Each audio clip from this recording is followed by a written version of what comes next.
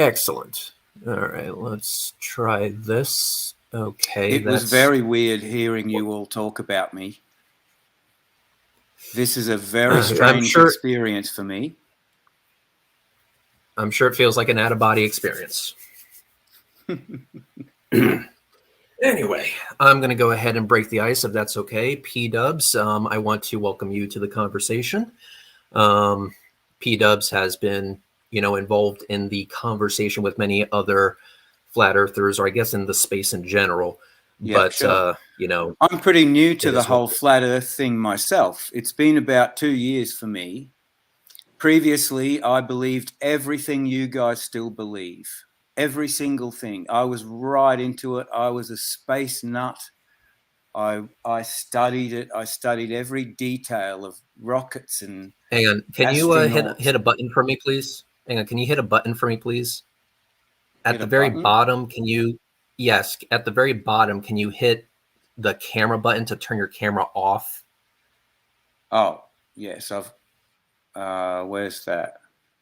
Hang on. Bottom right next to the mic button. Wait a sec. I've closed the tab. I've gone. Oh, there it is. Hang on. Where is that? Bottom left, did you say? Oh, stop cam. At the very... Stop much cam. Better. Is much that better. It? Oh, okay, yes. Cool. Much better. Thank you for doing it. Can you hear me better now? Absolutely. Oh, much better. Okay, good. Anyway, continue. How much did you hear of what I said? We heard all of it. It was just grainly, but we heard it. I'm just trying to increase the audio quality. Okay, cool. Well, so I've been a space nut all my life. Like I've studied it for my whole life. I'm currently 55. And I've been absolutely fascinated by that for my entire life. Until only 2 years ago, I believed that people walked on the moon. I believed that the sun was 93 million miles away and was a giant ball of nuclear explosions constantly and could fit 1 million Earths inside it. I used to think all of that. And until you saw my video, right? Until I saw your video? Yeah.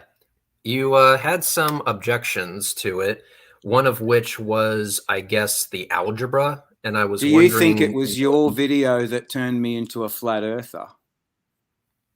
I said until. I think my video was a very good indicator that the sun is indeed 93 million miles away. But you seem to have an issue with the algebra used. Oh, okay. Let's talk about that. Okay. You go. Other guys, who else is only P-Dubs? Oh, okay. Only P-Dubs on there. Hi, P-Dubs. Hey, how's it going? Sorry, I was just... Oh, there you are. Yeah, I'm just listening. Okay, cool. Yeah. Well, stay with us. I'm here. I'm listening. I was just doing some other stuff and it set the phone down. I'm listening in. Okay, cool. Now, did you see the link that I sent? The link that you sent... No, I don't. I haven't. I'll check right now. It's in Twitter somewhere. Yeah, in Twitter. So the link I've sent to you is the thing that I wrote to Red this morning. Well, this morning for me. It's been like almost 8 hours actually since that Red's been cajoling me to do this voice chat. No, I have to admit, I haven't even looked at Red's latest video, so I'd have to, I'm just kind of so he's invited you to the conversation, but you don't really know what we've been talking about all this time. That's okay. I'm not even commenting on it. I'm just listening in. It's all right. Yeah, but it won't make any sense to you. Oh no, I mean, I have a feeling that I'll probably catch on to the gist of it. I'm pretty familiar with the subject. Let me jump in here for a second. So to make a long story very, very short, There was a challenge out there, or not really a challenge, but more like a claim. The claim was that the sun is not 93 million miles away. So I, along with my friend Astronomy Live, decided to measure the distance to the sun. And I posted a video about that on that channel. The video is admittedly very long, but that's because it needed to be in order to fit all the details that we wanted into it. Well, longer than my usual videos. So with the video being posted, I then sent it to humble servant here, and he came back with an objection. The objection was about Kepler's third law, and it was about the algebra being used. Now, the objection, or the only one that I could possibly find out of all of this, was that Kepler, I guess, was not a good person, but I failed to see how that's relevant in any way, shape, or form. His character. Yeah, I failed to see what that has to do with the algebra that anyone can do themselves and verify. Well, it's the values that's used in the algebra that's the problem. What values? So the value specifically for G and capital M. Yeah, but did you notice at the very end of which that those are actually not factored at all? Because the equation boils down to one thing, a proportionality. And the only thing there is T for time, and it was T for time. No, but hang on a second. Oh wait, no, it was A and P. Your entire experiment, third is proportional to P to the second. Your entire experiment is based on orbiting bodies. Yeah, which we verified. Your belief that the entire experiment is based on your belief of orbiting bodies. No, it's based on an observation, sir. A body has a mass, and another body with a different mass orbits around it. Yeah, now, which we verified. In the thing that I wrote to you this morning, just jumping ahead to the end of what I wrote, I included a link to a model, a physical model of what you believe is real. Now, you haven't addressed a single thing that I said in that thing today. Not a single time have you ever once acknowledged anything I said. So, that physical model, I assume you looked at it.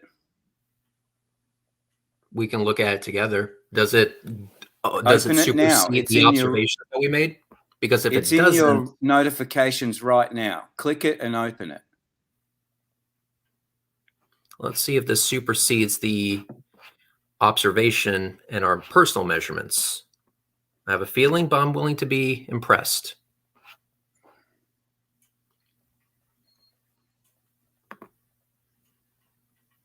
The question is, do you see a problem with that physical model?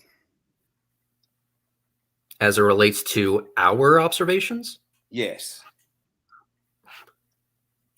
No. What are you looking at?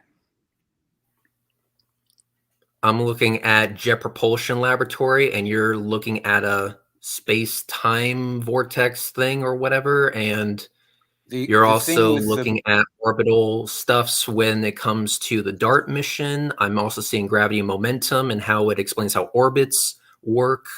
Yeah, all this is a link that I included. A link that I did in that Twee Short thing. Twit longer. Well, it's called Tweeshort, TWISHORT.com. All right. And how does it's in your notifications? Observation? Well, surely we can click on the same thing and look at the same thing. Yes. So how does this supersede our observations? Are you not going to look at it? I'm looking at it right now. I'm asking you. What are you looking at? Are you looking at a video of a spandex thing with balls on it? Yeah, I'm seeing the spandex thing with balls on it. You are good. Okay. Just try to be a bit clearer in the way you talk. Well, you also have to listen to what I say. So, but what are you trying to illustrate here? Well, do you see a problem with that physical model? No, it's just an illustration. Well, the balls crash into each other. Okay, and? Well, where's a physical model being done of bodies orbiting at all? Reality. I don't know if you watched our video, but I'll go ahead and explain this once again. I watched your video about 5 times, mate. I studied then you especially the bit with the math guy talking in a smarmy, smart-ass voice. Thank you. We're done here. Then you should be fully aware of the answer, because here's the thing. We observed orbiting satellites in reality. We were able to predict their orbits. We were able to align our scopes in conjunction with those orbits, and we were able to calculate those websites. Orbits. Hang on, that you get the satellite information from are done deliberately to fool you. Hang on, not done yet. Hang on, not done yet. Not done yet. Live chat works really well. When we know where a satellite is in the sky, we can then start making measurements of it. We measured its altitude, where the satellite is going to be. Velocity. We measured its velocity. We measured all of these different parameters, and our job was this. Given what we know, do you know Kepler's third law? Hang on, not done yet. Hang on, not done yet. Well, you might not continue after I say this. Hang on. Given what we know about Kepler's third law, does what we observe in reality make sense? And so Kepler's third law made a prediction to me. And hang on, not done yet. So Kepler's third law made a prediction about the orbital period of a geostationary satellite. So we then said, okay, let's go ahead and make the observations and let's see if the prediction works. And the prediction did work. It worked. So given the fact that the prediction did work, do you have anything that supersedes the successful outcome of that prediction? Yes. What do you have? What makes the satellite orbit? No, that's a question. I'm asking for what do you have that supersedes our successful verification? Supersedes that. It actually doesn't. It does. So no, what proof do you have of bodies orbiting with mass little m and mass big M? I appreciate the fact that you answered that question. Here's the proof. So the equations which utilized mass big M and mass little m, and also G, the universal gravitational constant, made a prediction and therefore rendered out Kepler's third law. With Kepler's third law now defined with those two values. Which is what it was designed to do by the Freemasons.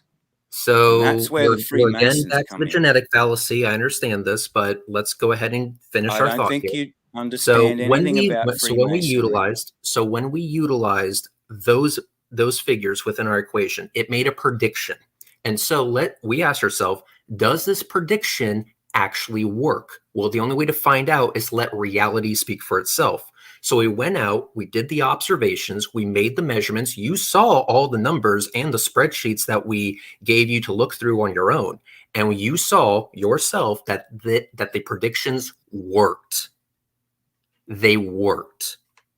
And given the fact that they work, that means that our equation, which utilized big M, little m, and G, also worked. It's amazing how all of these things build a cumulative case to show that orbits are a thing, Kepler's third law works, and therefore we were more than justified to use it to measure the distance to the sun. Is there such a thing as a physical model of bodies orbiting? A model? A model? Yes. Yes. There's mathematical models. There's not also mathematical models. There's also physical models. Physical actual models. Like say done in an arcing plane. Are you talking about the Vomit Comet, as they call it? Can I jump in here real quick, guys? Of course. Okay. Well, sure. I'm just gonna say it right out. There is no small tabletop physical model that's going to show gravitational orbits. Why?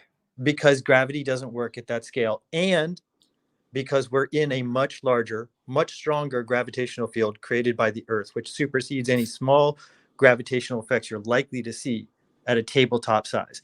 Just like you cannot produce, is there a model of a hurricane? Have you ever seen a model of a hurricane?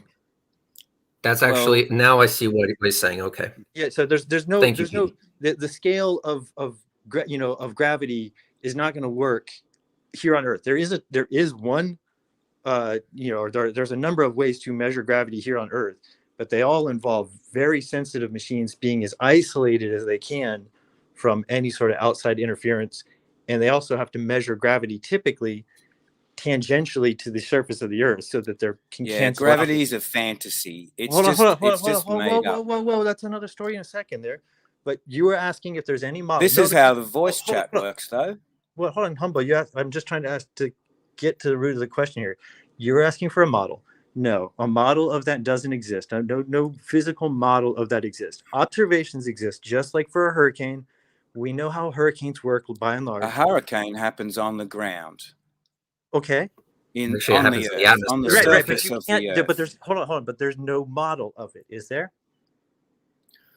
Well, just answer the question. Is there? Just don't talk around it. Just answer the question. No, Mike. No, P-Dubs. There is no model of it. Correct. Just say yes. Don't be dishonest. Just say yes. There's no model. Okay, I'll do as you say. Correct. So because you don't want to be dishonest. There is no model of a hurricane that exists outside of a computer or a meteorologist. Not that I know of. No. Correct. There isn't one. No. Just like gravity. Just like orbiting. There's no such thing. Hold it. Slow down. We're not there yet. There is no such thing. Hold on. 1 second. We're not there yet.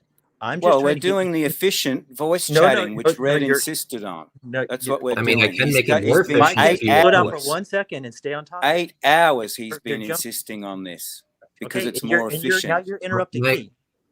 Why are you Humble? Let's let P-Dubs talk. Go ahead, P-Dubs. You might expose me for misnaming. Why are you interrupting again? P-Dubs, go ahead. Just stop talking for 1 second and let me finish my point. My simple point was that models exist for things that we can't physically model. We have mathematical models, we have computer models, we have all sorts of different ways of describing things that we can't reproduce because the scale doesn't work. We can't reproduce a tabletop hurricane. We cannot reproduce tabletop orbits. We can reproduce aspects of them, little tiny pieces of them in isolation. We can do that, but we can't always make a physical model of what we're trying to explain. That just doesn't always happen, even though there are processes and events in nature that are much bigger than any lab, and we'll never be able to do them in a lab. But we can describe them, observe them, and create mathematical models of them, which we have for hurricanes. We have mathematical models for hurricanes. We plug them into computers. We know about how strong they're going to be, how long they're going to last, which way they're going to go. Those exist, and we do the exact same thing for the observations we make of planets in the sky that are too small to model on a tabletop. That's my only point. P-Dubs, that was absolutely beautiful. Thank you so much. And also, we have to keep in mind that physical models aren't the only valid model that exists. As you said, P-Dubs, there's also computer models. Computer models can be used to make accurate and reliable predictions. I mean, that's how we model the weather, for example. And so if you were to look at a computer model of, like, let's say what Kepler's third law predicts, and you go out and you do the observations in reality and it matches, that shows that that model works and therefore the prediction worked. And so we decided to not do computer models. We didn't go that fancy with it, but we made a mathematical model, or I should say Kepler did, but we verified the math. We did the math on our own. It's just basic algebra at that point. So we did the basic math. We derived Kepler's third law on our own, and then we said, okay, so this is what the math shows. Let's see if it matches reality. And so we went out and we observed 2 different satellites, and we have images of them on the video that I posted on my channel, Measuring the Distance to the Sun. After we got our measurements of those 2 satellites, we were able to compare their altitudes and their velocities, i.e. their orbital periods, and we were able to see if Kepler's third law passed the test, and it did. So the math checked out, the observations checked out. So we were more than justified in that case to utilize Kepler's third law in our calculations to measure the distance to the sun. But the only thing we're getting, Humble, if you don't mind me saying, the only thing that we're getting from you is that Kepler's Kepler was a bad dude or was a Freemason or something like that. But in reality, that doesn't matter. Just because he was the first to make the proportionality connection between a cubed and p to the second, that doesn't mean that anyone else can't verify the math. That doesn't mean that anyone else can't go out and do observations on their own. So my question to you is, what do you have as a legitimate rebuttal to this observation with the understanding that it worked? Let me ask it this way. Let me ask it this way. Given the fact that Kepler's third law worked, it made a successful prediction, why should we not use it? That's my question. Go ahead, Humble. You have the floor. And you're muted. You'll have to unmute. Use click the mic at the bottom. Here I am. Is it okay to mention another topic then, by way of response, to mention a different topic of something that's also based solely on computer models? We would need you to answer the question. Well, it's human-caused climate change. Well, that's it's definitely based on the same rubbish that orbital mechanics is based on. Cool, but what about the Kepler's third law thing? What particularly about it? Okay, so let me ask it this way. If, given the fact that we tested Kepler's third law and it worked, it made a successful prediction, why should we not use it? Because it's brilliantly constructed to deceive in a certain way so that it sort of matches reality, what we can see for ourselves, but not quite. So it's deceptive, but not fully? Hang on a second. And this is where the Freemasonry part comes in. Now, Red, if I were to post a video to you for you to watch, would you watch it? Depends if it's relevant, but I can be convinced. It's relevant not to Flat Earth in any way, but Freemasonry. Is it relevant to the conversation we're having right now? Very much indeed, yes. I would like you to verify how it's relevant to Kepler's third law and the fact it made a successful prediction. Well, it explains why Freemasonry is important in any discussion of Kepler and what he did. But you do realize that Freemasonry is irrelevant to the algebra that anyone can do. Well, no, it's you that doesn't realize how Freemasonry is relevant. Freemasonry is not relevant to algebra. How? Oh, goodness. Freemasonry is the reason you are deceived about space and the sun and the curvature of the earth. By the way, I'd like to keep talking about the side-to-side curvature that we can't see when we look at the horizon. Hold on. No, you're trying to change the subject again. Algebra. Yeah, this is something that Red wanted on the voice chat, and I told him I'll go from topic to topic. Right. And he says that'd be fine. This is actually, Humble, exactly what I wanted. You're doing great. Anyway, so you say and I know why you think you want that, but you say I know that you won't address anything else that I say. We're trying to address the Freemasonry aspect of algebra, and you want to change to the left-right curvature. So the question: Are you only able to handle one topic at a time? Well, correct. I'm only going to. So yeah, that's how the debates work, I think. Yeah, it is true. So let's see. If Freemasonry is all bad and evil and stuff like that, are you saying they have the power to literally change algebra itself? No. Okay, then it's irrelevant then. Excellent. I'm glad we got to the bottom of that quite easily.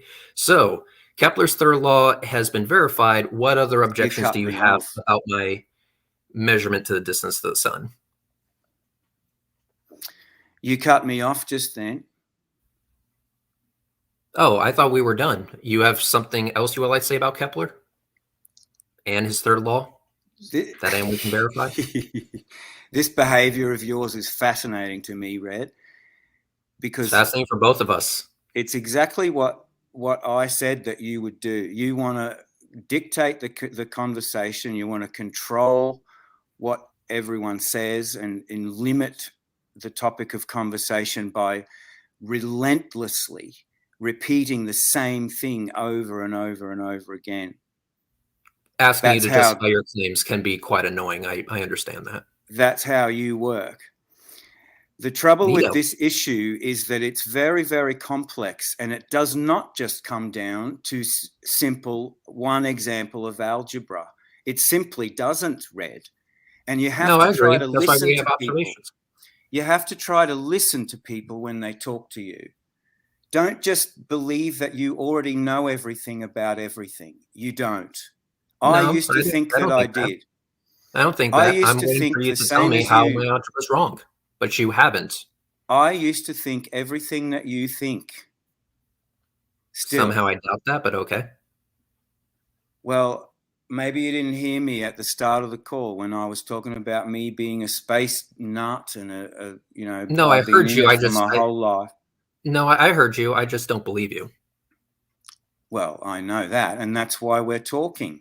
The whole idea of this is for me to try to get you to open your mind to something that you've never talked about before. Yeah, Freemasonry as it relates to algebra. I will give you credit. Freemasonry is one aspect. Another aspect is conversation. Politics is another aspect that involves all of the same deception. So politics has something to do with orbital mechanics? It's part of the same deception. It's a very, very wide area of learning, and it's all new to you. Humble, can I ask you one question real quick? Sure. So, like, Red used algebra. Now, we've all agreed that algebra is not corrupted. Algebra is pure math. That algebra itself is pure math and it cannot be corrupted by a Freemason or a pedophile or anybody. Anybody can use math the same way, and if they come up with a mathematical proof, anybody can, or a mathematical. If you're only able to look at it from hold on. I'm just let me finish. You're very superficial. You're interrupting me. It's very superficial what you're saying. You're interrupting me. Yes, and I'll continue to. Because why? No one's interrupting you. Stop talking for a moment. We've all agreed that algebra itself cannot be corrupted. To go on from that, it sounds like, and you can correct me when I'm done making this statement here, it sounds like you have a problem with the way Kepler used algebra, i.e. he and the Freemasons came up with a way to twist algebra and present it to present a reality present results that are close to reality but don't describe it correctly. Is that what you're getting at? And if I can add to that, P-Dubs, if you're okay with that? Okay, so if that's the case, and Kepler has his version of algebra to describe reality, and it's false. To use algebra, not to corrupt algebra. I said use algebra to deceive. Are you repeating what I'm saying? I'm literally saying that right now. Kepler uses algebra to describe the world or the motions of the planets and stuff like that in a way that seems accurate but is actually not reality. He's using it to deceive us.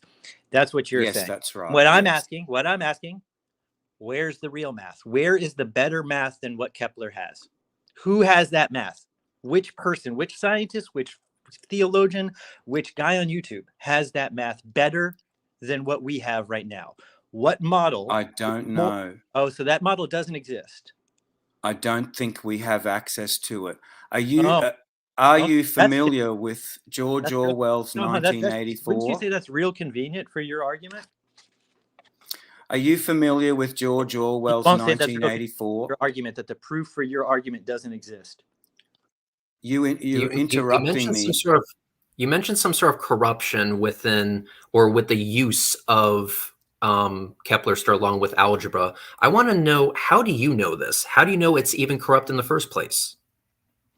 Because I have a very good understanding these days of Freemasonry and the symbolism involved in Freemasonry, which is extremely important. And it's very, very important. Algebra is wrong.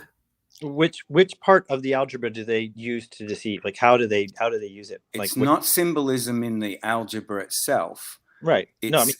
So you're saying like the symbolism they use. Your mind's made up already, P-Dubs. I don't know what you're doing here. Go for it. Keep talking. I don't know what you're doing here, mate. I mean, pot calling kettle black there, but okay. How, Red? Explain that. Well, because let's see, I'm going to give you one clear example of this. You don't want to believe that the sun is 93 million miles away. Not anymore. And No. the reason why I know this is because even though the math works and it made an accurate prediction that we independently verified, you are going to a fallacious way of thinking to disregard it, which is poisoning the well and the genetic fallacy. No. Since Kepler was the first one to make the connection between a third and p to the second, therefore it must MC be wrong. Toon is listening. Oh, he is? Oh, fuck. Hi, MC Toon. Didn't see you there. Hey, I've seen a couple of your videos, MC Toon. Well, MC Toon, I'm going to ask you to not distract us with your awesomeness. We're gonna ignore you for a little bit. So anyway, let's just I like to say, where do you get see him? I don't see us three in here. Is there other people that? Well, it's because live chat. Anyway, so but given the fact that Kepler's third law made an accurate prediction, that for some reason is not good enough for you, and the only reason you're giving us that it's not good enough is. Yeah, but the only reason you're saying that is because you think Kepler was a bad guy. Well, he had a certain job to do, and he did it very well. And you that job was to deceive. Make a law that matched observations? Yeah, basically, yeah. Okay, that's so right. he made observations to fit the new story. That matched observations, and observations made to fit the new story. So he made observations that fit reality, and that's somehow evil? Not reality, no. The reality was known for thousands of years before that. You kind of slipped up. You kind of slipped up there. I want to make sure we understand here. You just said yes to my question, which was, so Kepler was evil because he made observations that matched reality. You said yes. I said, can you stop talking for a minute? Oh, okay. As long as you give the same respect, sure. Everything's got a qualification with you, hasn't it?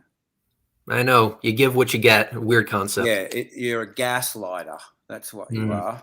Anyway, please continue. Doing it for it's actually been almost 10 hours or 9.5 hours. We have another 8 hours to go. So I hope you're not giving up yet. And according to my international clock here, it's after midnight where you are. Is that right? Oh yeah, 12:19, Florida. Yeah. Did you know that Florida is the official state of space and rockets and launches and shit? I've been to Florida. I went to the Kennedy Space Center. Excellent. Many years ago, and I loved it. And I thought it was all real at the time. Well, when you come down to Florida, I'll take you to see a landing of a Falcon 9 rocket. Just you and me. I would love to see that. I really would love to see the landings and the takeoff. Hey. Wait, did you know? Hang on, P-Dubs, I got to gloat here for a second. Did you know I recorded an unbroken launch landing of a Falcon Heavy rocket? Well, I didn't see the landing one, but I saw the takeoff one. I have an unbroken shot from launch to landing. It's fucking awesome. You should see it. Anyway, I would love to see it. You should send me the link. Actually, we can watch it together. But gloating aside, I just want to make sure I understand this. So if we are in agreement that Kepler made a law that matched reality, why are we automatically jumping to the conclusion that it's not useful? Because it's deception. How? It's deception that was used to use algebra, which is perfectly fine. Nothing wrong with algebra, but it's being used to deceive in this way. It was made by people like Kepler, who we don't even know. Honestly, we don't even know if he lived when we think he lived in the 1600s.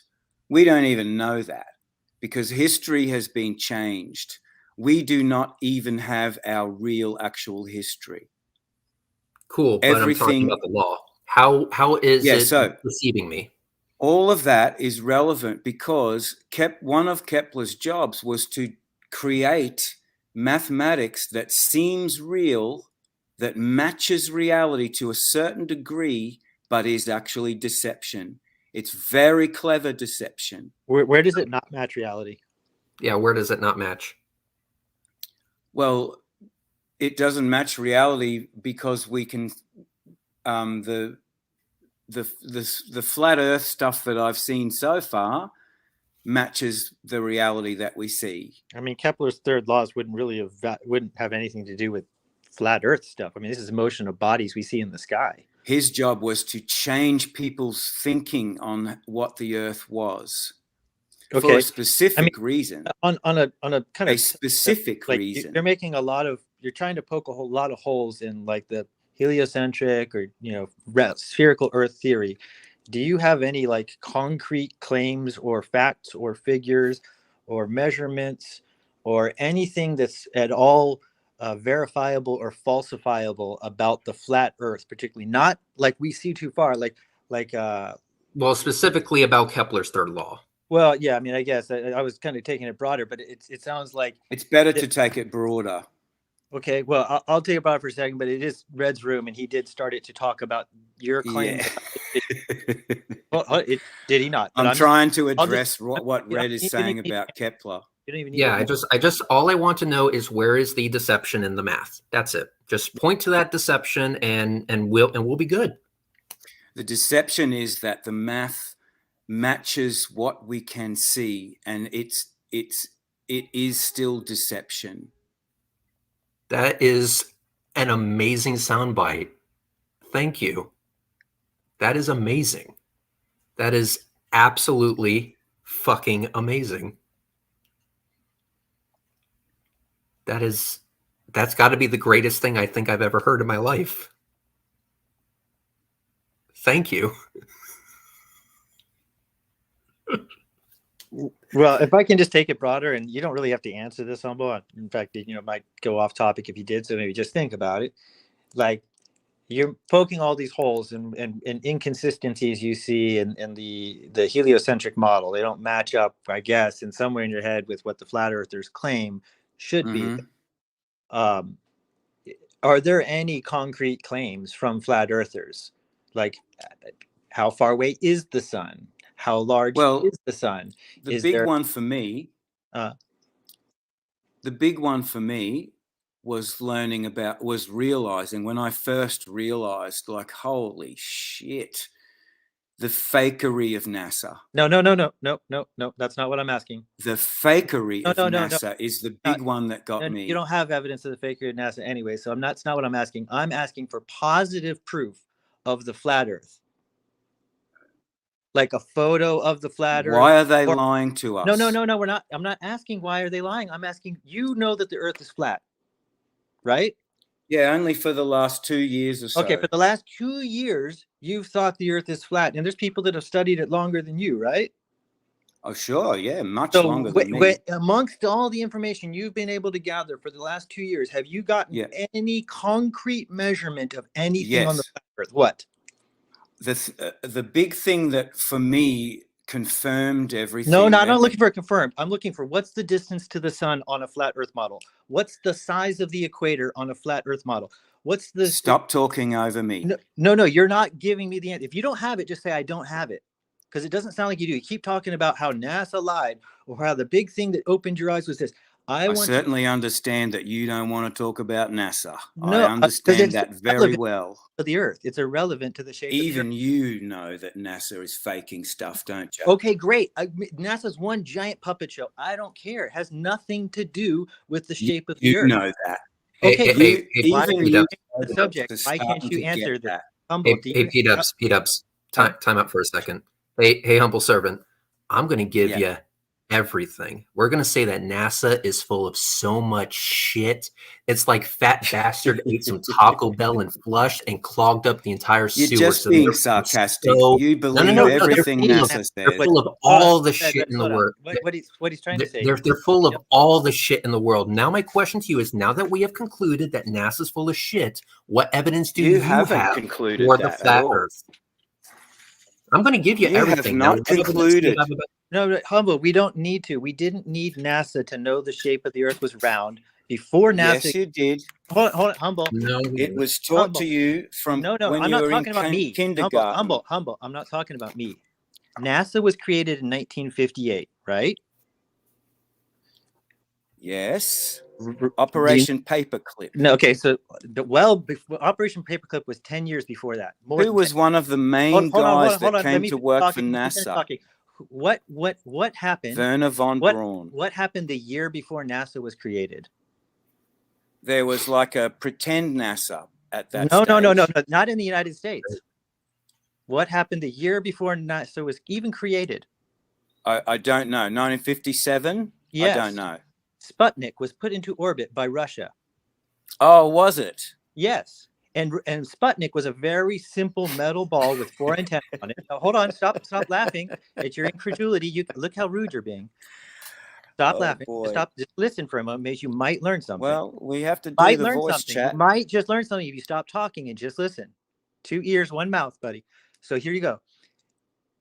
When Sputnik was put into orbit, there's a very simple device, just a radio transmitter. It just sent out a beep, right? It orbited for about 3 weeks around the Earth.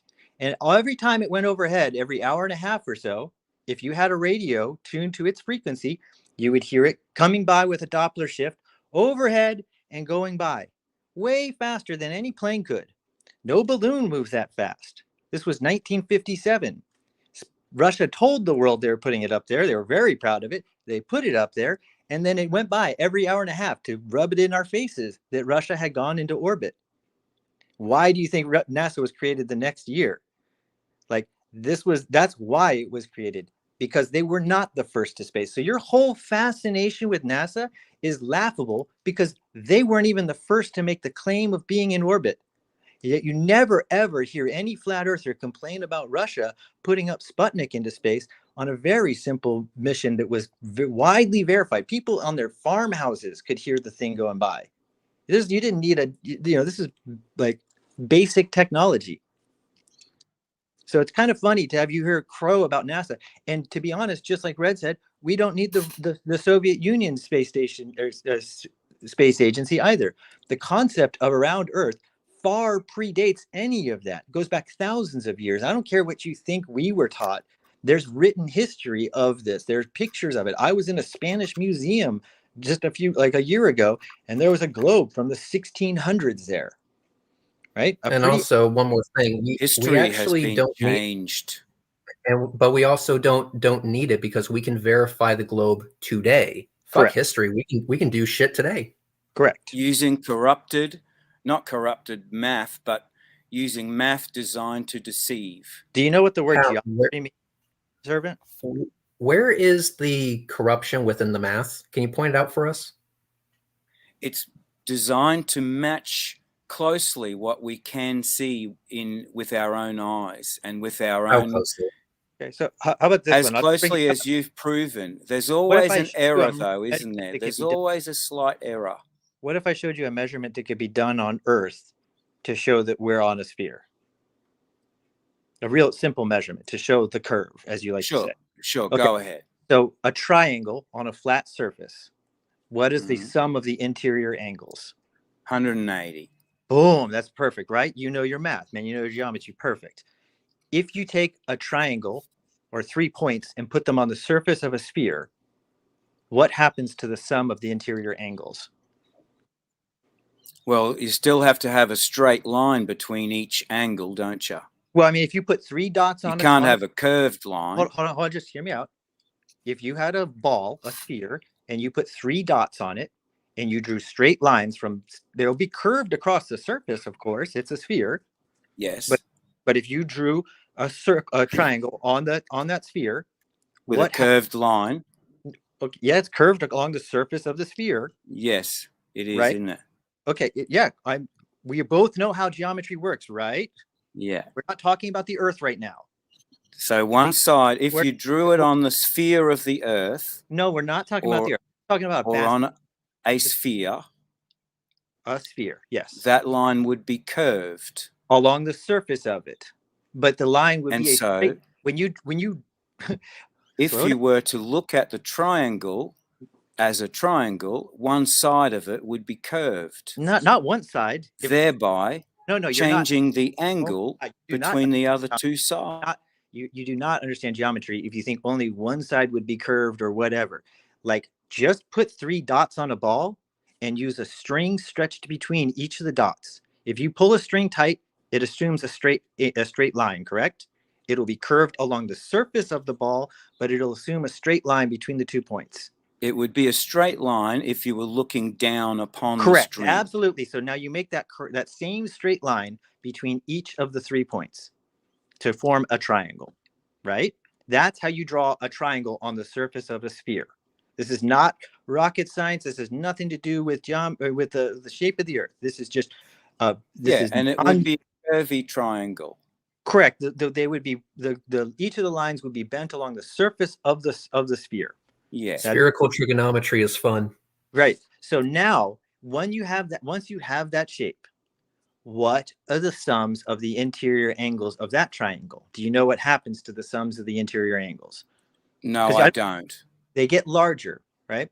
In fact, the largest they can be, if you put the dots as far spread out on the sphere as you could, as far as I know, would be 540 degrees. If you on Earth now go and take 3 spots spread out by 10 or 20 miles, a good distance, and you draw a big triangle, just basically take the angle from one person to the next. We're not accounting for curve or anything. We're just measuring from one person to the next person to the next person and back to make a triangle. And we're adding up the angles between those 3 people, the 3 spots on Earth. Yeah. Guess what happens? It adds up to 180. It does not add up to 180. It doesn't? Doesn't. It's crazy. In fact, there's a whole type of surveying called triangle surveying where they do this. So whole countries to make very accurate maps for the time 150 years ago or so. And when does that mean they would always, the bigger the triangle got, they would start ending up with spherical excess. So the strings are curved? Like, are they against the ground? There's no string. These are guys with surveying sites. Oh, surveying. Okay, yeah. So they must have curvature in the way when they're surveying. No, over a large distance. No. And P-Dubs, I'll give you guys a little bit more time on the subject, but I'm going to limit it to maybe like 4 or 5 minutes because I'm going to bring something else. I'll just because it's real basic and you can read up about it more. But no, there's no string stretched across anything, and there's no curvature in the way. They look directly at I thought you were talking about stretching strings out on the ground to make a triangle. No, that was on the sphere. Try to keep up. We're talking about on a sphere because you. Oh, that was on a sphere. Yeah, because you couldn't understand how a straight line could be drawn on the surface of a sphere. Well, so let's try, a sextant. No. Now you're trying to. You know how sextants work with right-angled triangles. Now you're trying to change the subject. We're not. Well, it's still triangles. No. Now you're trying to change the subject. You can change. A right-angled triangle has 3 straight sides. Now you can change the subject when I'm done talking. All right. So you may not believe me, and apparently you don't. You don't want to understand it. You don't think that you can draw a straight line on the surface of a sphere, but you can.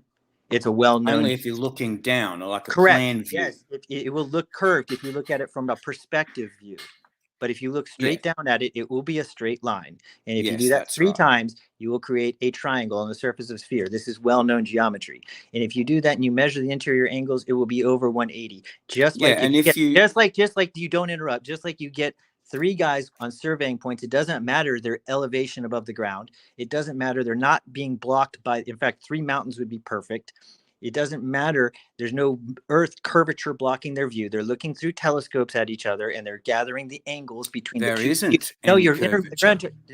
There isn't any curvature blocking the view of each other. There isn't. No, there isn't any curvature blocking the view, is what I said. Not that there isn't any curvature. There isn't any curvature. Are you really going to be this juvenile? This is why I wanted to ask him this. You really. So, anyways, I'm gonna stop talking about juvenile, dude. I appreciate you, P-Dubs. Do you see my screen right now? Yes, I do. That's good. All right, perfect. So the question I have is, can we agree that on the flat Earth model during the equinox, now keyword equinox here, so only during the equinox, the sun would trace above it, it would trace a perfect path over the equator, Yes, I think so. Yes. Perfect, perfect. I'm glad to hear that. So now we can also agree that the sun being small and local would be somewhere around, I don't know, 5,000 kilometers in altitude or 6,000 kilometers in altitude, somewhere around there, which I know it translates to a roughly 3,000 to 4,000 miles. Would that be okay? That part I'm undecided about in the flat Earth thing. I don't know. Well, let's say Why is this. that funny? It's definitely thousands, correct? Well, I have no idea. I really have no idea. I used to Imagine think that. I knew what the sun was. It's not about what the sun was, it's about its altitude. So Okay, I used to, if I have to say it like that, I used to think that I knew that the sun was 93 million miles away. cool. Where do you think it is now? Well, I think it's inside the dome, and I think the sun is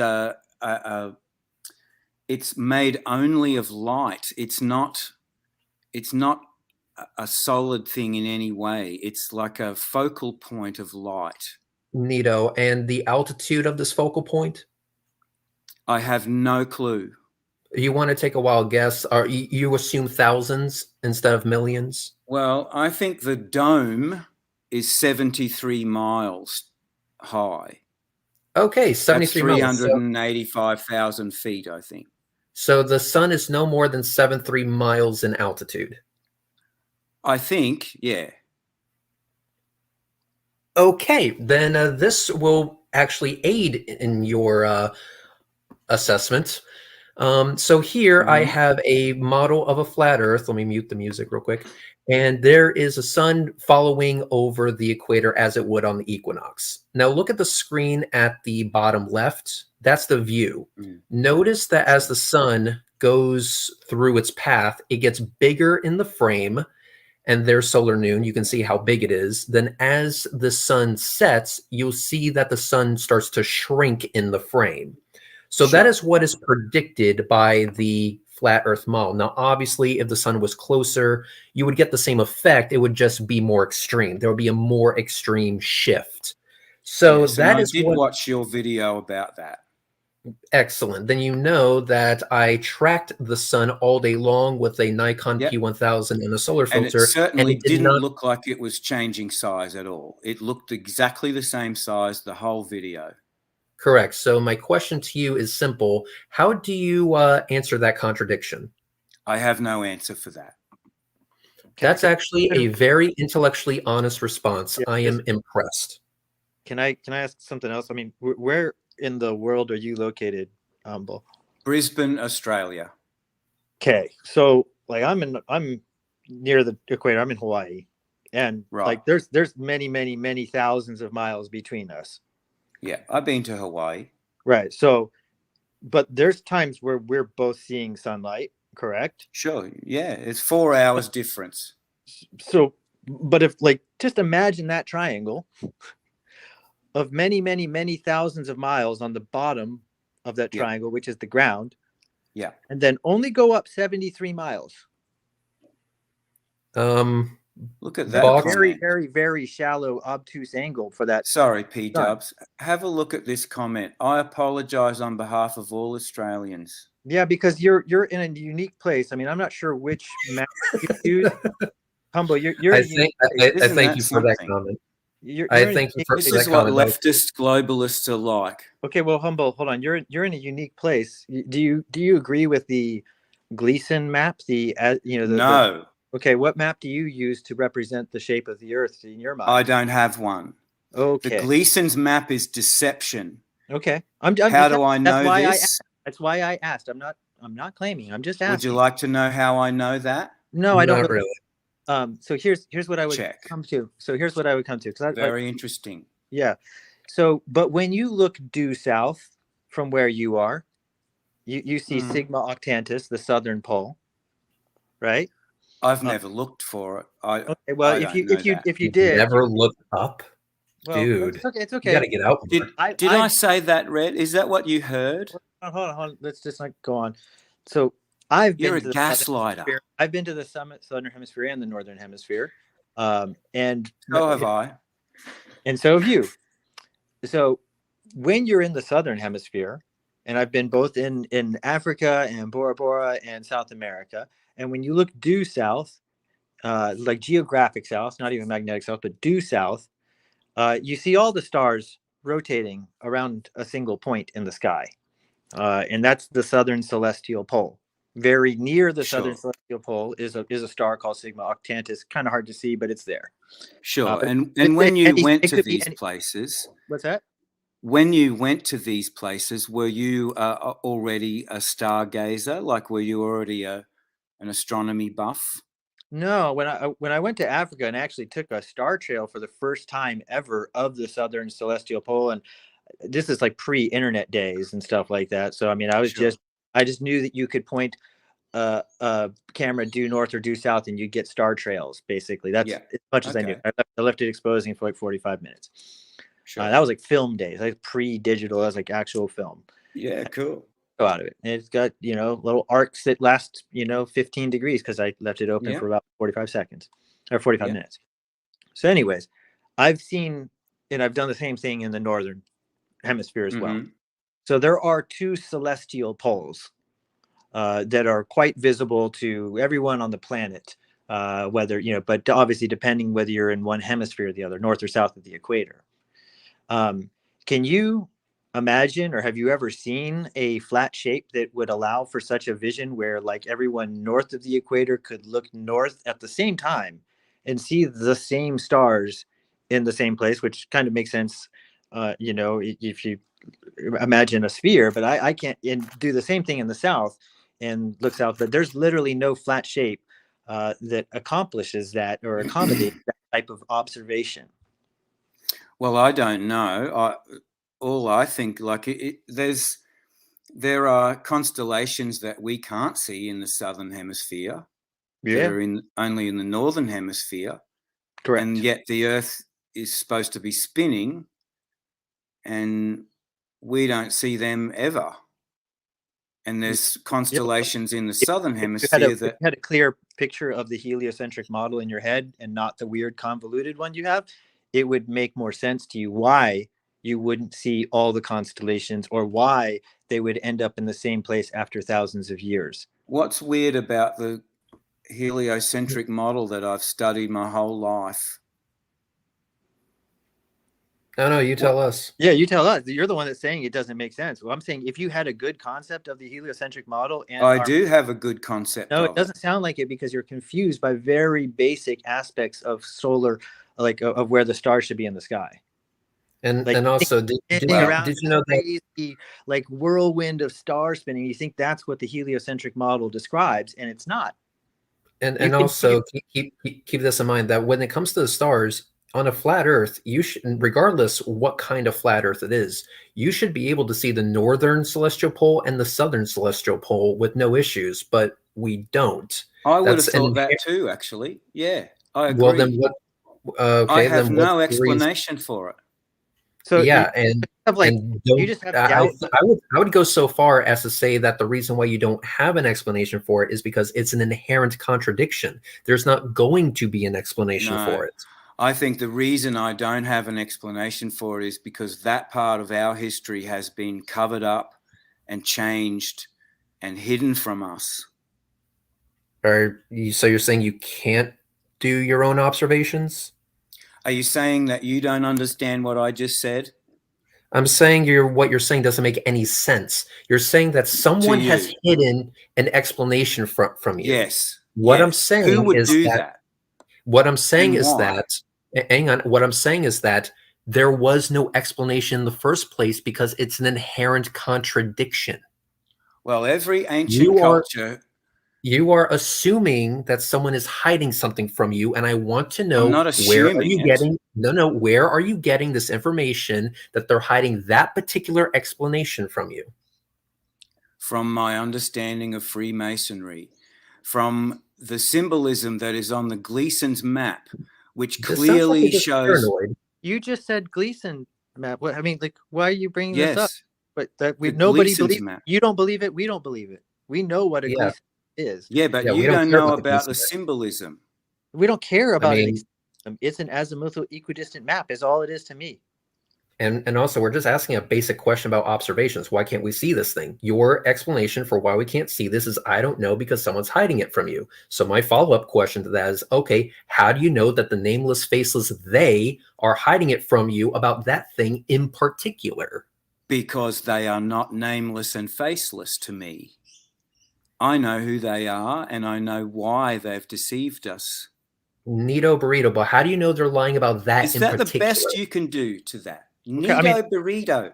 You're Humble, kidding, Red. Humble, you called me on a semantic, not even a semantic. You used part of my statement earlier to call me out. So don't talk about how juvenile somebody else was. Don't even start, because you've gone there already. Basically what I'm trying to do is, that's a nice way of dismissing something that is irrelevant. So, Servant, I apologize. Irrelevant to you, and you won't listen to why it's relevant.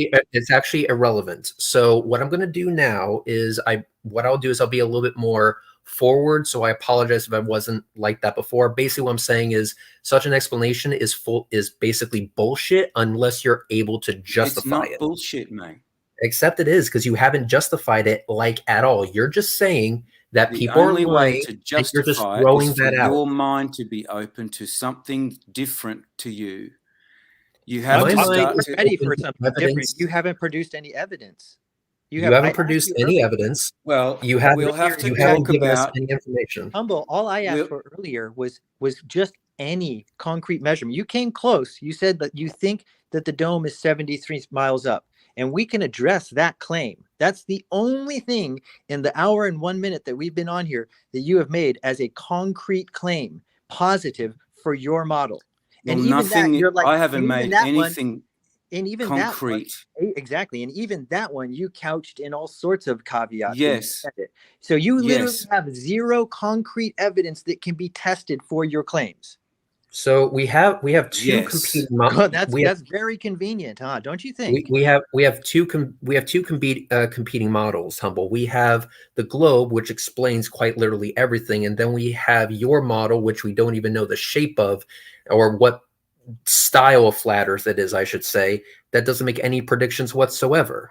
Well, so why should we give you let me give you the one, probably the biggest thing, which I was going to say earlier, but was cut off. The biggest thing that we can see with our own eyes, right? When you go so I'm lucky enough to live in Brisbane, Australia, and I'm very close to the beach. I'm only about 20 minutes drive from the beach, from a beach. And I get a very, very clear view of the ocean horizon. Okay. Right? I'm very familiar with that view. Okay. And so when I was watching the video, the particular video that made me change my mind about the whole thing, when he mentioned that in the video, this guy, I paused. I said bullshit, and I paused the video. When he mentioned what in the video? I'm getting to it. Okay, well, it sounded like you left something out. I'm just asking you. If it's dramatic building, I'm sorry, I didn't know.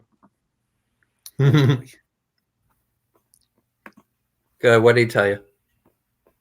When he said this part in the video, I paused it and I thought, nah, I've got to go for a drive and have a look for myself. And so I did. And I went straight to the beach and I had a look at the horizon. I went up to the highest point that I could, which is like a headland that is not too far away. So you're talking about an elevation of about probably 50 meters, maybe 40 meters.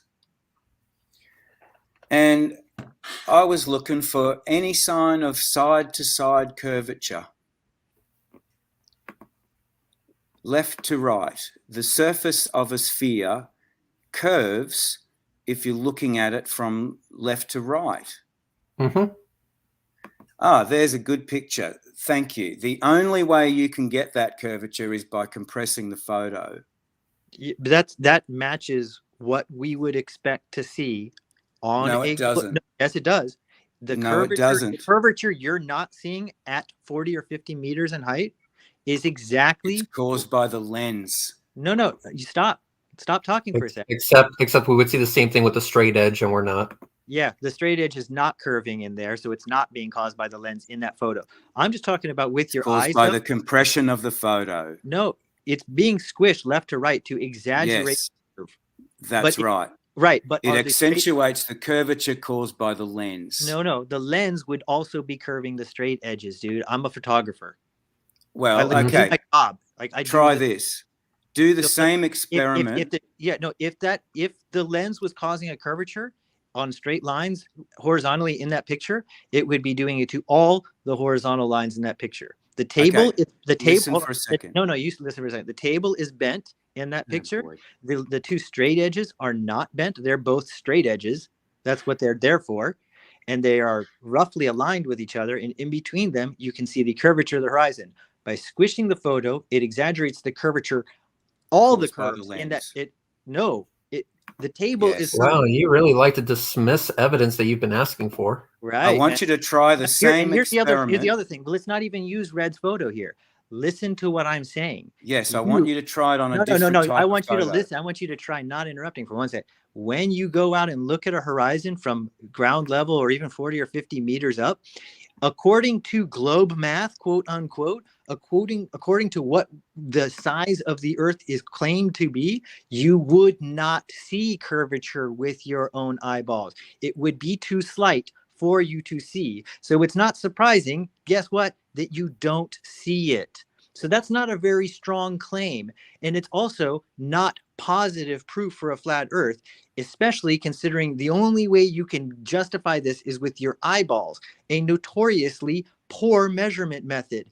Bring some actual scientific or optical measuring tools in there and show me that it's not curved. That's exactly why they use the straight edge. Would you do the same compression experiment on a different photo? What do you mean different photo? Only if it had something to compare it to, like a You straight. mean, let me just clarify. You're talking about do the same thing again, but take the picture again? No.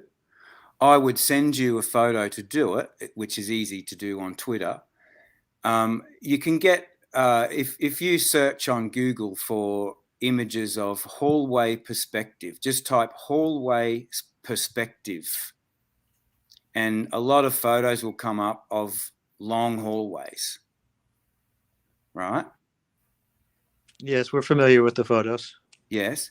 So do that same side-to-side compression on one of those photos and see if you get curvature. Do they have a known You straight will. edge? Do they have a known straight edge in the photo? Hang on, Yes. let me. Okay, Yes. so basically do it on another straight edge. Got it. All right, hang Yes. on. Let me get one up here. Humble, what's the straight edge in the photo of the I'll hotel? find one. We'll find one. No, I'm just saying, like, they A don't have photo of hallway perspective. No, I'm just trying to say, you're not going to find it, Red. They need to have an actual level, like a straight edge, like in the photo. Oh, in the hallway itself? Yeah, that doesn't exist. You need to have an actual like thing that's known to be straight. That's something Like that we would have to straight literally dado set up. rails. You're not going to find that on Google Images. Yeah, like that doesn't exist, Humble. You'd have to take that photo yourself. And also, it's a completely different effect. You're talking about measuring a tiny little portion of the hallway or something. I'm not even sure which way you're going to see curvature you're claiming in a hallway. Well, But if you it's would very- listen to very- me for a it's very second. different. It's very different from a picture of the horizon where you're compressing 200 miles worth of horizon down to a few inches. And It's that's about comparing the curvature caused by the lens in each photo. so when a lens curves a photo, Humble, listen, Everything gets curved. everything in the photo gets curved. Yes, it does. That's So right. why in the photo And the that Red compression from posted- side to side, yeah, it enhances that curvature. right. So, but why in Red's photo were there things that did not get curved? Well, because lenses have different aspects No, to them. Humble, you already agreed. Wait a minute. All items in the photo get curved. Hang on. P-dubs. I actually want to hear that answer. So just to repeat, why is it that some objects in the photo did not get curved? Please share your answer with us. Because I think the way the light passes through lenses varies according to the spot that it's on the lens. Interesting. Okay. That shot, there's straight lines above and below the part that are curved. That's Can you exactly put what I that was about photo to up say. again? Yes, absolutely. You've been more than happy to. All right, let's see. All right, I'm gonna screen share here. Hang on. Why is And you are correct, Humboldt. Like lenses do distort images. They do. Yes, they do. And however, the way you That's why we have straight edges. you can check for that. This barrel distortion and pin cushion distortion are two things that, like, I as a photographer check on lenses at different focal lengths. You have a grid up on the wall, and you can film that grid from any distance. And that, as long as the grid's big enough from a long distance or wide enough from a short distance, it's a useful grid for establishing how much pin cushion or barrel distortion you have in your lens. Sure. But everything that you take a picture of, assuming it's in focus, so you'd have to use a nice small aperture or whatever, is going to have the same curvature, the same distortion, because it's all the light, doesn't matter what distance it's coming from, is going through the same lens. What would be the best is the widest possible lens that you've got. No, that would not be the best. It seems like that. Yes, it would. It seems like that, but I'll tell you why you wouldn't want to do Around that. about 35 millimeters. That's not super wide. Okay, that's fine. I'm fine with that width. That's about the same as our eyes, according to B&H Photo. I would agree. That's a good approximation of our width. You were thinking like 120 or some shit like that. Well, anyway, here's the 120 what? No. Hang on. Here's the photo. You guys were Here's the photo in question, and as you can see, we have a straight edge above the curve and we have a straight edge below the curve.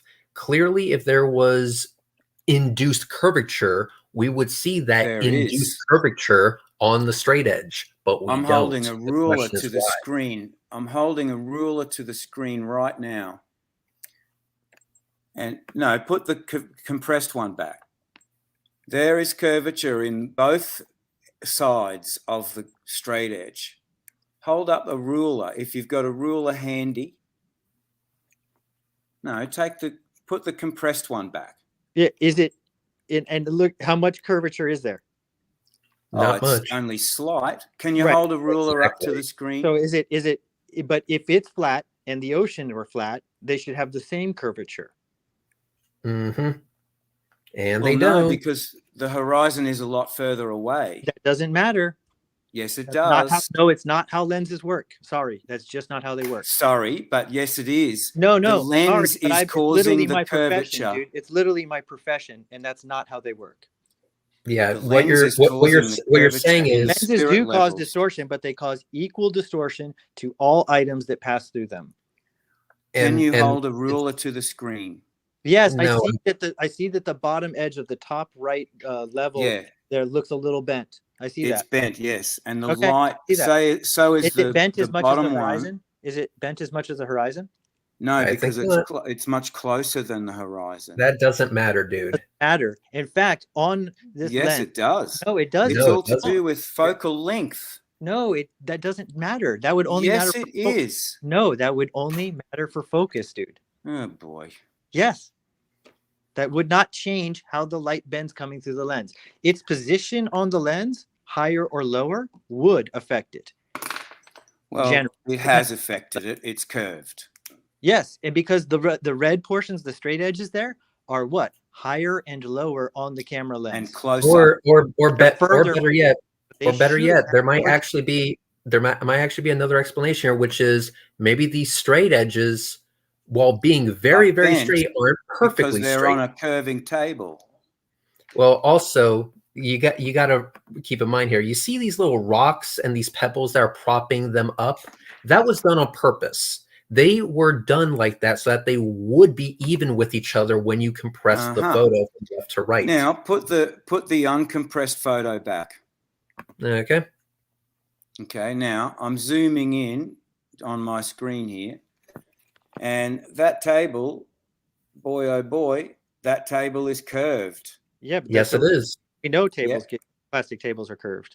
Yeah, it's a plastic Yeah. table. It's a piece of shit Yeah, table. which mean, and the levels are sitting on the curved table. Now, So also, I want to say they're something not, real they quick. can't be level. These aren't, honestly, Except I will say this. Yeah, Those two things are not levels. If you look at them closely, I don't What think those are are they? levels. I think they're No, just two pieces of angle iron or two pieces of like they're straight iron. Yeah. yeah, it's like Just a looks straight edge. yeah, like it's just a straight edge. So Yeah. not necessarily as straight as a true straight edge, like a carpenter's level or a carpenter's straight edge. I don't even know if they're that. They look like two things taped together. Yeah. Like, What we and really also need is a proper level. It doesn't need to be properly level. No. Hang on. It's not there to test level. It's Correct. there to test curve. Correct. It doesn't Yeah, need. and I'm just saying in terms of how precision these two red things might be. Like they're straight. We would all agree if we held they're them in straight. our hands. Yeah. We would And all the agree. Yeah, they're straight. Hold on. I'm saying they're straight. But if we actually they're straight enough for our purposes. Correct. I agree. Yeah, and the They horizon illustrate is the point. visible right through the gap in those straight edges. Visibly Yeah. flat. Beautiful curved horizon. Where the Beautiful curved straight edges too. Even when Not the quite. straight edges are highly compressed, as they are, just like the ocean is highly compressed left to right there, the straight edges are barely curved. And honestly, we don't know what's causing that distortion because we know they're not perfect. Oh no, we got no idea. Even a professional photographer doesn't know that. Strangely, the top right-hand red part of the straight edge, it's curved the other direction. How much should we expect? How much should we expect to see with our eyeballs at 35 millimeters? How much should we expect to see the Earth's curvature? Excellent question. How far, by your reckoning, is the horizon from you? Well, we know how far it is when we're standing at the Earth's surface. How far is it? We're talking left to right. We're talking left to right. No, we're talking to and fro. From us to the horizon. About hang on, P-Dubs. Let me take this for a second. What we want from you is just an answer, not answering it with another question. I'll keep bringing you back to this one. I'll go ahead and ask this one more time. How much curve do you expect to see with your naked eye given the quote unquote assumed circumference of the Earth? The same amount that we should see as the horizon recedes from us. Which is how much? So if the horizon is only 3 miles away from the viewer, and I'm not that good at geometry, if the horizon was only 3 miles away and you had, say, a 90-degree wide angle view of the horizon, how long is that horizon line? What's the length of it? We actually see further looking directly ahead than we do side to side. So you're actually seeing more of the curve looking directly ahead than you are side to side. Do you understand what I'm asking? Yes. I understand that I just answered your question. P-Dubs, earlier you were talking about the surface of a sphere curving. Mm-hmm. Right? Right. So you believe that when you're on the beach or on a headland, the horizon might be, let's say 15 miles away. No, let's do it right from the surface. I'm about 6 feet. 3 miles. Okay, let's do it from normal height, 6 feet. Okay. So the horizon's 3 miles away. Yeah, roughly. Right. Yeah. If you were to project lines out at 90 degrees, sorry, not 90 degrees, or 90 degrees from each other, if you were to project your field of view out to intersect the horizontal visible horizon line and use geometry to calculate the length of that horizon line that you can see between the two 90-degree lines. Mm-hmm. Well, right? Okay. What's the length? Stop for a sec. Let me just, is the field... Stop for a sec. No. Stop for a second. Okay. What is the length of that line? Yeah, I and got how much? Go, dude. It's a basic question. How wide am I? Stop for a second. How wide am I seeing when I'm 3 feet away, 3 miles away from the horizon? How wide is the horizon? You're asking. How long is Okay. How long Mm-hmm. in miles Mm-hmm. is the horizontal line that you can see when you're standing on the beach? If Dude, the real easy way to say that is how wide is the horizon? Jesus, can you dance around it some more? We're 3 miles away. What I'm trying to ask is, what is my actual field of view? Don't say 90 degrees in both directions. That doesn't mean shit. Am I seeing 180 degrees? Am I seeing a 90-degree field of vision? Am I seeing 65 degrees? 90-degree field of view. Okay, cool. That's what I was trying to get out of you. So that's about a 21 millimeter lens. So we're already a little bit wider than what B&H said. So I could go But back. you can turn your head. Sure you can, but you can't keep track of curve while you turn your head. So let's limit it to a lens. All right, so 35 millimeters, which was what you brought up, which is about 63 degrees of field of vision, not 90. Okay, so project the lines out. Is what you're asking. Please stop for a second. Please. Are you going to tell me the question again? Because I've heard it 3 times. I know it clearly what you're asking. Oh, for goodness sake. Okay, you can ask again if you like. Can I ask the question? For goodness sake. How wide would the horizon be in terms of miles? 2.667 miles. 2.667 miles. Thank you. Okay, from so let's where see. to where? From your left of your 63-degree field of vision to your right of your 63-degree field of vision out to 3 miles. Okay, Red, put that photo back up with the straight edges. Okay, hang on. So a little bit of geometry, which I'm no expert at, but yeah, clearly. I'm sure you're much better at it than me. You're very smart with geometry. Very. So you can figure this out for all of us. Neato. Neato. That reminds me of the Brady Bunch. Neato. Hang on. SpaghettiOs. I can do that too. I don't think we had that ad here. That sounds like it was an ad, wasn't it? You're gonna learn that ad today, boy. Anyway, what are we looking at here? Boy. Boy with an I. Say it properly. Anyway, what are we looking at here? So the length, you can see that the straight edges are much closer to the camera than the horizon is. Indeed. And the point. Right, a lot closer. The horizon is very far away in that shot. Yes. Okay. Isn't it? And yes. And you've got a very, very wide field of view there. Okay. And I don't know what the field of view is. I don't know the angle. Like if you were to project from the center of the camera lens, like out through the white line of the straight edge on each end, you've got a field of view there, haven't you? The width of the straight edges. Yeah. And what's your point? Haven't you? So the point is you have to think in two dimensions. No, 3D. Think for a second in 2 dimensions. How far linearly, longitudinally is the horizon away? And from a geometrical point of view, calculating the length of that line from the end of the left side of the picture frame to the right side of the picture frame. What is the length of that segment of the sphere or the arc segment? From this altitude? From this photo. If I was to take a guess, I'm not sure how high this photo is. I'm going to make an assumption here. Let's say, I don't know, 100 feet. Would that be too much? Yeah, I think that'd be all right. You think 100 feet would be fine? Sure. That's about 30 meters. Sure. So 100 feet. So let's go ahead and do it like this. I'm going to stop screen sharing real quick and bring up the curvature calculator because I don't feel like doing math. Okay. Oh, you got to use the advanced curvature calculator. Do you use that one?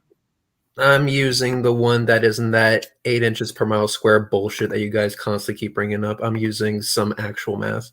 Anyway. So other globalists have put me onto the advanced curvature calculator. Neato. Anyway, so let's see. You're funny.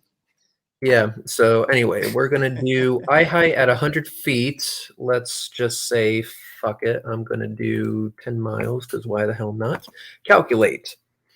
Okay, so distance. Why don't you do 100 feet? Well, I'm doing 100 feet. Oh, you said you're doing 10 miles. No, I'm doing 10 miles out. You can do 90 miles out. I don't care. Out. Okay, so you're trying to find the distance, aren't you? I am finding the distance, dude. So distance to horizon, according to the Earth curve calculator, at 100 feet would be 12.2 miles out. So so we have 12.2 miles, and what's the field of view? 6 degrees. Let's say 63 degrees. Do you think that's what the field of view is on that photo, P-dubs? Oh, I don't know on the photo. It's hard. Well, we're talking about this specific photo. Hang on, guys. Hang on. I'm gonna ask both of you. Hang on. I'm gonna ask both of you to work with me here. I'm trying to do some fucking math here. So what is the field of view? That's all I need to know so far. What's the field of view? I would say that one is wider than the human field of view, most likely. But let's call it 24. Let's give it a good wide angle. Sure. 24? Wide as possible. So I'm sorry, the field of view, the angle would be 84 degrees. You're seeing nearly 90 degrees. Wait, no. I'm talking about our field of view looking out. If I was on top of this, 84 degrees wide, our field of view. Our field of view would be 84 degrees wide. Well, honestly, hold on. I'm doing one that's calculating that diagonally, so it's going to be a bit wider than that. Sorry. I'm looking just for the field of view, guys. What did we agree on? Hold on. I'm just saying 24 millimeter, which I call it, would be 73.7 degrees, or 73.7 degrees wide. 73. I'm just going to say 73. Is that acceptable? Sure. Call it 74. Yeah. Give him a degree. Perfect. All right. Thank you. So here's what I did. I went to the Earth curve calculator. I found the distance to the horizon at 12.2 miles. Let's just say 12 because fuck it. I then put in the angle of degrees, which is 73 on an angular size calculator, which gave me a total size, which is the length at the horizon from side to side of 17.759 miles. So then I took that 17.759 and I did 17.759 divided by 69.619, and that equals a deviation from one side to the other of 0.25 degrees. That's how much curve we would see. Is that consistent with the 8 inches per mile squared thing? That's consistent with the curvature of the Earth because we're not using 8 inches per mile square. We're using the actual Earth curve calculator. And if we were to do all the math, we would expect to see a curve from one edge to the other, a deviation of 0.25 degrees, a quarter of a single degree, i.e. it would not be perceivable. Okay. In the compressed photo, would that also curve the straight edges? Yes, because even though the curve is slight, it's still existent. It's still there. And so if you compress the photo to it, no, it's not. Otherwise, the straight edges would also curve, and they don't. In the compressed photo. They do not. They do not. Yes, they do. They do not. Hold a ruler up to the screen and try it. They do. Again, they do not. P-dubs knows that at least one of them does. Yeah, sure. Parted a little bit. I'll admit that it's not a perfectly straight line, but it's not curved. It's actually curved the opposite way to the horizon. Again, if we were to look at the straight, would you agree that those things are largely straight? Those two bars? Or that's the point. To say they're not. In real life, they are. No. In the compressed photo, are they largely straight? Well, no. No, they're not largely straight. There's curvature. There's a little bit of distortion at the corner of one of them. Otherwise, they're largely straight. It's not a consistent curve from one side to the other as we see with the horizon, bro. That's right, because it's caused by the lens. It's not. No. Whatever. Yes, it is. Because there's not a curve on the straight edges. That's not because of the lens. It You would- can't say that. There's not a curve on the straight edges. Not in real life, but in No, that even compressed it's not photo even in the there are. picture. The Not even in the horizon- picture. It's a straight line. There's some The distortion. horizon, Hold a ruler up to the photo. Yeah, I the did. horizon and the straight edge are being captured through the same lens, bro. Yeah, you you won't can't be miss- able They to are. get away with that Yeah, excuse. There's no the So distance anyway, between that The horizon- curvature that you can see in the compressed photo is caused by the lens So and only It is the not. again, lens. Or it again would we have- already debunked that. Hubble. If No, you didn't. if the curvature Yeah, of we the did. horizon was caused by the lens, everything in the photo would be curved as well. The straight the edges. compression No, of the photo. no. You don't get to interrupt me. The straight edges would not be straight as they are. Let's go ahead and see. They're not one straight in the comment, if I compressed may. photo. They Hang are on. straight in the compressed. Hang on. but Hang on, I got to read something here. one of them. So You're the very compressed red picky. line. So the compressed red line isn't as curved as the compressed horizon Oh, because thanks, the red Alicia line is T. closer. You're so smart. the Thanks for your lens than- contribution. Hang on one second. I'm sorry for the interruption there. So the It would be the compressed other red way. line isn't. Hang on. So the compressed red line isn't as curved as the compressed horizon because the red line is closer to the lens than the horizon. Impeccable flatology. Yep, Oh, okay. exactly. Yeah, she's on our side there. Exactly. That's So Sorry about that, Alicia. my confusion is still this though. You went to the beach expecting to see curvature. Are you telling me that your naked eye would be able to see a deviation of 0.25 degrees spanned from left to right? Well, yes, because I was up higher than that photo, and I can turn my head. How high? How high? Well, as I said before, I was probably 40 meters or so. I don't know. I haven't measured that. Hang on one second. 40 meters to feet. 131. Okay, so let's do the math again at 100. I did it at 100, so let's do 130 just to say fuck it. Do Okay, it from a airplane elevation, Hang on, that would be a because at hang on, Christmas time, I we'll went do for my we'll do first we will flight. do the plane first. Hang on, let me do the math first. Okay, so that means the distance to the horizon is 13.96 miles. Let's just say 14 because fuck it. All right, we're going to do 14. Are we sticking with 73 degrees field of view? Oh boy. Okay, let's do that. That means we're expecting a visual length side to side at the horizon of 20.719 miles. So if we do 20.719 miles divided by 69.619, that is 0.29 of a single degree. You would see something, mate. You might- would be able to see something. No, that If would be. You wouldn't If be you able to went see up that. to a high Think about- location, Humble, think about it you this would way. see with your own eyes, you would see some curvature. No, But Yeah, there if is you go high none. enough, you do see curvature. No, you don't. Yes, you Yes, do. we do. You can No, ask. Yes, you we don't. Humble, you can ask private plane pilots, guys that fly corporate jets, and there's lots There's of those. plenty of videos of pilots who No, tell the dude, there's- truth. Yeah, you have a lot of videos of pilot trolling the shit out of you, and they're funny Exactly. as You fuck. guys, like, you literally can't tell when someone's trolling you. Like, there's plenty of there's And I'm the one tons of trying to people tell that- you about there's tons of- deception. Dude, there's tons of pilots that are active on Twitter, not videos, that will come on here and tell you that the Earth is curved, that they have seen it.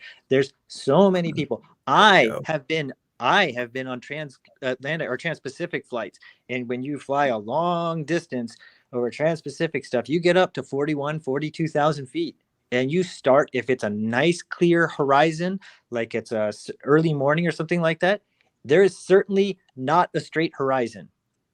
And you can And there's also- plenty of private Well, pilots it that looks fly straight like- to me. Well, hang you on, don't hang on. know. Let's How let's often do you let's get up to look at 40,000? this.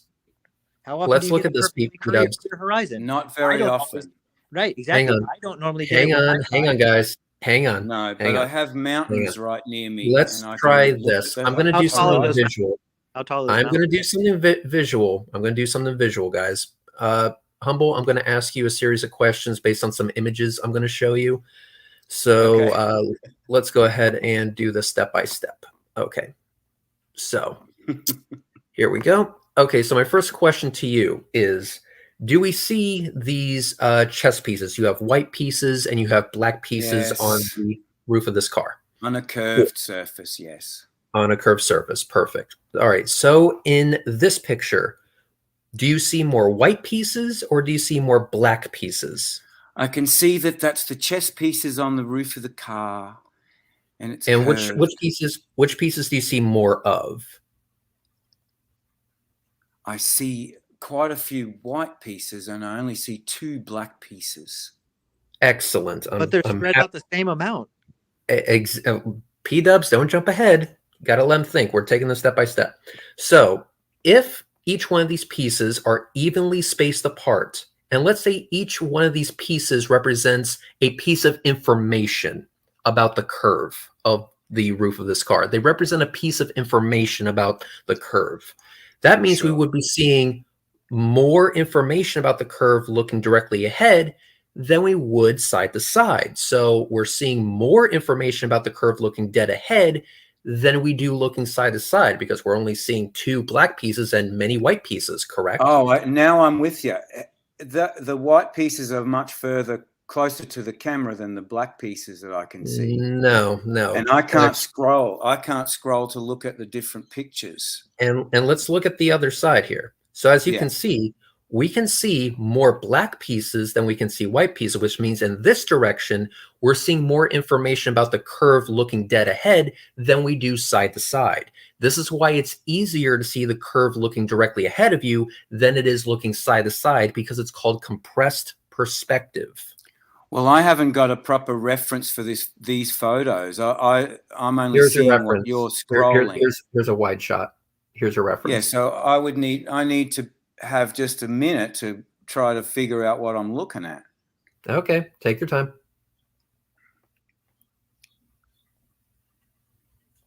So there's the same number of pieces. Is there? There's the same number of pieces of each color. Correct. And they're going across the roof like that. Uh-huh. Okay, 2 black pieces. Scroll back up. Oh, so that's right. It's only a narrow view, isn't it? It's only showing the 2 black pieces. And the white pieces are much closer to the camera from that angle. No, they're just directly ahead of the camera. They start closer to the lens. They finish further from the lens. But there's 4 of them beyond the black pieces and 4 of them in front of the black pieces. I think I literally just heard your brain reset. That was fascinating. It's perspective that's foreshortening. Fascinating. This is what happens when you look at things with your eyeballs. So the lens is only quite a narrow view there. It's only showing. I would say that it's not showing the 2 black pieces either side of those black pieces. Yeah, because that's as wide as the shot is. Just like the shot of the ocean with the level. So it's very limited. No, it's. I mean, I would say that's probably another. What should I call it? I mean, it doesn't matter if it's narrow or not. Yes, it does, because this is all about a wide angle. How much do you if the picture was wider, do you think you would see the bottom edge of the you would see the black ones curving left to right, or now the white ones? Oh, really? Like because they're on a curved surface. How wide would that picture be? You're missing the point, dude. You're missing the point of me showing you this images. What I'm trying to tell you is that it becomes easier. It becomes easier to see the curve directly ahead of you than it does side to side. And this is exactly why. We have no problem with this field of view looking directly ahead, but we have a problem with this view looking side to side. The same is true with images that we take in reality. In reality, the planet is fucking massive. And so if you're really close to the surface, which you are, even at 130 feet, that's really nothing. You're going to be limited in this exact same way. This is why it's easy to see curve looking directly ahead and not so easy to see it side to side. The same way that each one of these pieces represents a piece of information about the curve, we see more information about the curve looking directly ahead than we do side to side. And I think you realize that, which is why your brain slightly reset that one time. Well, in both of those photos, the side-to-side curvature is clearly visible. No, it really isn't. Even Yes, if it was, is. even if Hold it a was, ruler up to even the if screen. even if it was, It is visible. It's right okay, there. so it's completely visible. Is it as visible as the other curve? Which curve do you mean? Front to back. Oh, front to back. Well, Yes or no? I guess not. No, but Okay, that's the point. Scroll up to the other photo. This is not a scale model of the That Earth. one. This is not a scale model of the Earth. It's there No, to illustrate a it's point. not really a good model. No, it's because not that surface trying to is be. curved. Trying to be. It's showing that curvature that is roughly equal front to back and left to right will be more visible when you look at it and down the length of it. The curvature to and from your point of view will be more visible than the curvature left to right. You can only see more of the white pieces because they're closer to the camera. You cannot see more. There's also 4 of them further from the camera. Why do you see more of them then? Exactly. There's always going to be more information about the curve looking directly ahead of you. That's the point. So when you're going to the beach and you're absolutely amazed at the fact that you're not seeing this exaggerated curve, we'll look at you and go, yeah, no shit. 1, the planet is massive, and 2, you have a limited field of view with just your eyes. Well, no, you don't, because you can turn your head. Yeah, turning your head does not solve the problem, bro. Yes, it does. No, it gives you an angle of view of 180 degrees or more. No, it doesn't. You can only see pieces of the curve at a time. Yeah, if you're standing on next time you get to the do either of you have access to an ocean horizon handy? Dude, I live in Hawaii. I live in Florida. You're in Hawaii, of course. Oh, yeah, and you're in Florida, of course. I've got a 13,000-foot mountain I can go to the top of and spin around in a big circle.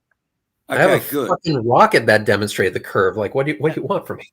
Yeah, but that rocket travels in a big. How about curve, this? When we talk about earlier, when you're standing at the surface of the water, at water's edge, and you're 6 feet tall, the horizon is about 3 miles, 5 kilometers away. That's what it is. So what I was going to say. Stop. I'm still talking. So, I didn't finish what I was going to say. Well, hold it. You asked us about going out to the beach, and I'm just going to say this: I want you to go up on a high mountain. If you're standing up, no, just stop for a second. If you're not on a tall mountain, if you're just at the surface of the ocean, which anybody that has access to the ocean can do, and they don't need a tall mountain, and they're standing at the surface of the ocean, and they look around them, and let's just say it's a perfectly flat day, and they're on a boat, and they're 6 feet off the water in the middle of the ocean, they are looking 3 miles in every direction. So they are in a circle on the surface of a sphere that is a whopping 6 miles wide.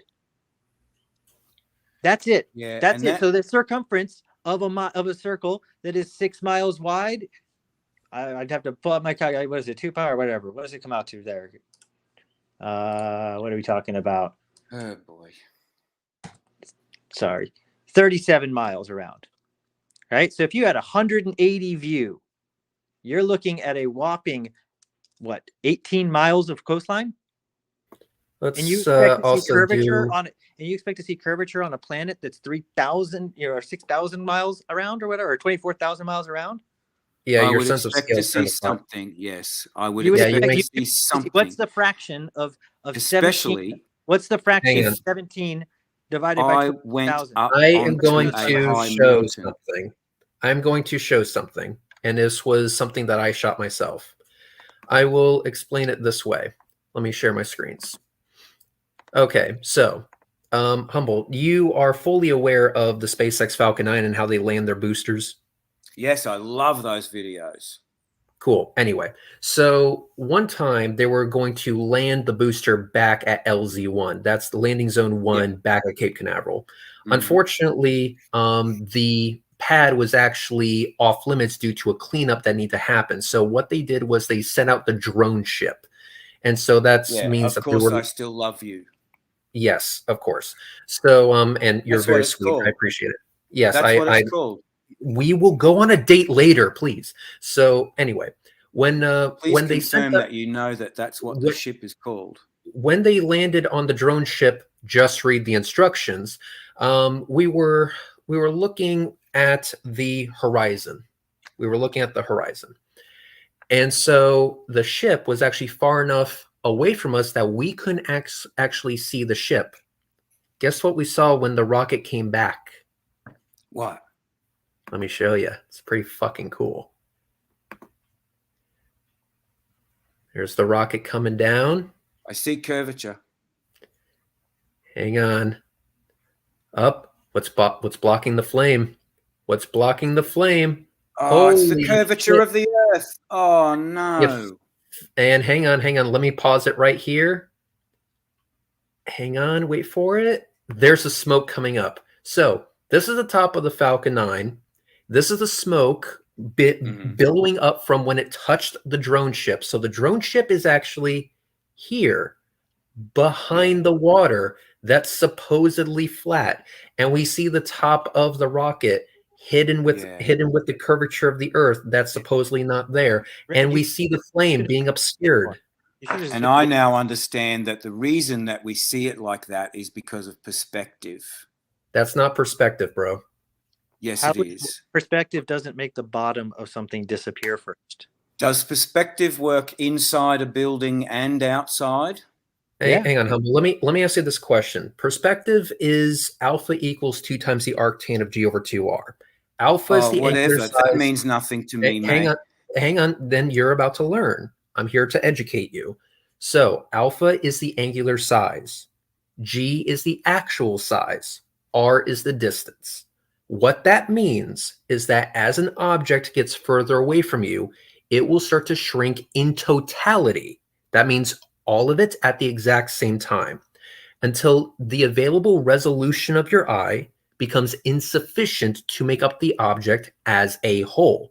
Nothing within the law of perspective states that there should be a bias to the bottom half of an image or an object, because we would see the same amount of angular size at the top as we would at the bottom. Therefore, there is no reason why there would be that bias there in the first place. Mathematically speaking, it doesn't make any sense unless you have a different definition of perspective, in which case, what is that definition and how have you verified it to be true? Well, why would only one sort of dimension be unobscured in your idea? The reason why it's obscured is because something external to law of perspective is at work, i.e. the curvature of the Earth. Well, no, it's like you're looking through a tunnel, say. Yeah, and the walls of the tunnel will converge evenly on all sides. Yeah, but if you project the lines, like to say that you're using a ruler on a drawing of a picture of a tunnel, right? You can see the end of the tunnel. And if you were to project the sides of the tunnel further than what you can see in the photo, the two lines would come together at some point, wouldn't they? Yes. No. Well, and that would be as far as you could see. All points would converge. Yes, that's right. Right, but if you hold on, just 1 second. Let me just clarify something here. Let's say we're looking at this tunnel. That's an infinitely long, straight tunnel. Perfectly straight. This is not even on the Earth or whatever. It's a hypothetical tunnel. Perfectly straight. Well, no, it's not infinite. No, it's a tunnel that is real. He's saying imagine an infinite tunnel. Yeah, so whatever. We have a tunnel that's long enough that you can look down to the end of it and it disappears to one single point. No. I'm talking about a tunnel that you can see the end, you can see the other end, and you can see the opening. Right, so you see the entire opening. You're not missing the bottom or the top. Yeah, and the opening looks much smaller than the opening that you're standing at. But there's no part of the opening that's missing, is there? It's all there. It's just small. Yes, but if you were to project forwards from the point that you can see to, further you project the floor, you project the walls. Just to clarify, the tunnel's getting longer, essentially. Longer and smaller, yes. Correct. And it never, at any point, does the bottom start to disappear first. Why would the bottom start to disappear first? It would all disappear at the same time. But that's not what we see with SpaceX rocket going down there. We see the bottom of SpaceX disappearing. But when, say, a ship going over the horizon where you can't see it anymore, right, all of the ocean is, say, the floor of the tunnel. Right. So when you have a long distance shot of a boat on the ocean, right? Before it gets to the horizon is higher in the background behind the boat. You can see it behind the boat. Yeah. And as the boat sails closer and closer to the horizon, it's going to get smaller and smaller. You'll have to pull out your bigger camera lens to zoom in further.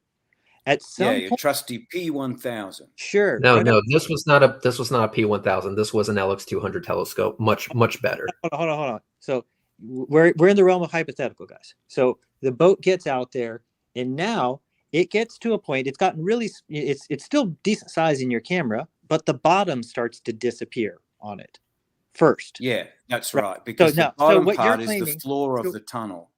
No, we're not in the tunnel anymore. We're just talking about the ocean. You brought up the ocean. We're talking about perspective. Right. So hold on a second. Just stay with the ocean here. Stop bringing up the tunnel for 1 second. The boat goes further in the ocean, and eventually it starts to disappear bottom first. This is a well-known phenomenon everyone has seen. Nobody debates this. Yes, right? That's right. So, but what you're saying is that all I need to do is pull out a P2000 and zoom further. I said 1,000, a P1000. No. I'm already using the P1000 and I'm seeing it disappear. The bottom of the boat is disappearing. I can't zoom any further, right? So I'm going to get my next camera that lets me you're already at the zoom limit. Sure. I thought you were still a wide shot. Okay, well, let's say we got a magic camera that can zoom further. No, we're not at a wide shot. No, the boat's on the start horizon. with a wide shot. No. And then zoom in. No, hold on. Let's not do that. The boat's on the horizon. Let's do that. Can I do mine first? And then we can do your irrelevant one, because you've seen all those videos, haven't you, of the camera zooming in? Because I haven't seen one video that's about to describe what I'm asking for. You won't be able to provide it. A video of a boat that is partially obscured already, which we both just agreed is a thing that happens. Zoom in further and make it visible again. Yeah. That will never happen. But it does happen in all those No, videos it never does happen. You will never ever provide me with that video, because it doesn't exist and it cannot exist. A video where the boat is partially obscured by the horizon and then you zoom in further to reveal the boat does not exist. Yeah, I've seen videos like No, you have not. No, you haven't. What you have seen is that the available resolution becomes more available because they're zooming in on it. Basically, they hit the resolution limit of the sensor. Just because you're having trouble resolving the image doesn't mean that half the image is gone. You're kidding. Yeah, you're wrong. It's basically what happened. What the videos you've seen start with, or they reverse this. They start with a very zoomed in picture. They say the boat zoomed out picture. Or like I said, or they start reversed. Can you listen? So let's say they start with a zoomed out picture. You cannot see the boat, correct? In the zoomed out picture. The reason you can see the boat because it's not in the zoomed out traveling over the horizon. No, you have in the videos you're talking about when the they zoom boat out becomes a pixel, dude. You cannot see it. Pixel. That's what they're saying. That's the trick that they're playing on you, and you fell for it. What's going on is that at the wide angle, the optical resolution of the lens and the sensor are not big enough to pick up something so small. When it's in the wide angle, the boat is less than a pixel. As they zoom in, as you interrupt, you can hear me say that they zoom in, and now it's larger than a pixel, and you can see it. But at no point in the wide angle or in the zoomed in was it anywhere near the horizon. So what I'm asking for is a shot of a boat that's partially obscured by the horizon, so we know it's near the horizon, and then you zoom further in to show the entire boat, and you will never. That's what's in all those videos. No, it's not, including the shots of. Kidding me? That's not the Chicago skyline. No, Chicago skyline. I'm talking about a boat. Surely you've seen all those videos. Show me a shot of the Chicago skyline where the buildings are partially obscured, and by zooming in further, they see more of the building, more top to bottom. Tell me this. How come no matter how far I zoom in, I will never see the bottom of the Tampa Bay skyline from the north side of the Skyway Bridge? Dude, I photograph sunsets all the time. I live in Hawaii, and for every corporate event or whatever, we always need a sunset to record the evening for whatever corporate event was going on. And here in Hawaii, along the tropics, the sun sets very fast. We don't get any of that sideways motion. That shit goes straight down. It gets near sunset golden hour, you got like 5 minutes to get your shot in there. I would love if I could just slap a 1200 millimeter lens on my camera and get another big fat sunset. Like just Well, break there are it shots of up. that too. No, there's not. I mean, There's no shot of the sun going down and then being zoomed back above the horizon. Yeah, there are. No, there are. hang on. P-dubs, humble. All due with respect, we're going to go ahead and change the subject because you did want to bring up one other thing. I did promise it, and we'll get to it right now. This was a wonderful conversation. See, we had a great conversation. So it's the kind of great conversation that we saw in The Last Samurai. If you don't get that reference, fuck off. Anyway, so the next conversation. I don't get that reference. Oh man, get some fucking culture, bro. Anyway, so what about George Orwell's 1984? The next one was Gravity. You said it was fake. How do you know this? Well, I used to think gravity was real. I used to think everything was explained by gravity. I still use that word myself. I still use it. It's held down by gravity. Why do you disagree that gravity is a thing? Well, because there's too many things that dispute it. One of those things is the fact that I used to believe, as you guys all still will believe, that there's the vacuum of space with a pressurized atmosphere next to it with no barrier at all, and gravity holds all those molecules of gas and doesn't let them go. You don't believe in pressure gradients? How do pressure gradients based on buoyancy and density of the molecules prove gravity? Well, this is the kind of thing where I wanted to ask for your help. So let me go ahead and do you know what Pascal's wager is? I would have to look that up. Okay, basically it's a wager where there's no risk to you. If you lose nothing, but if you win, you gain everything. So So we all remember that sexy son of a bitch known as MC Toon. And as you're well aware of, I'm sure, he's an incredibly sexy son of a bitch. So that incredibly sexy son of a bitch has put away talking like that. That's weird, mate.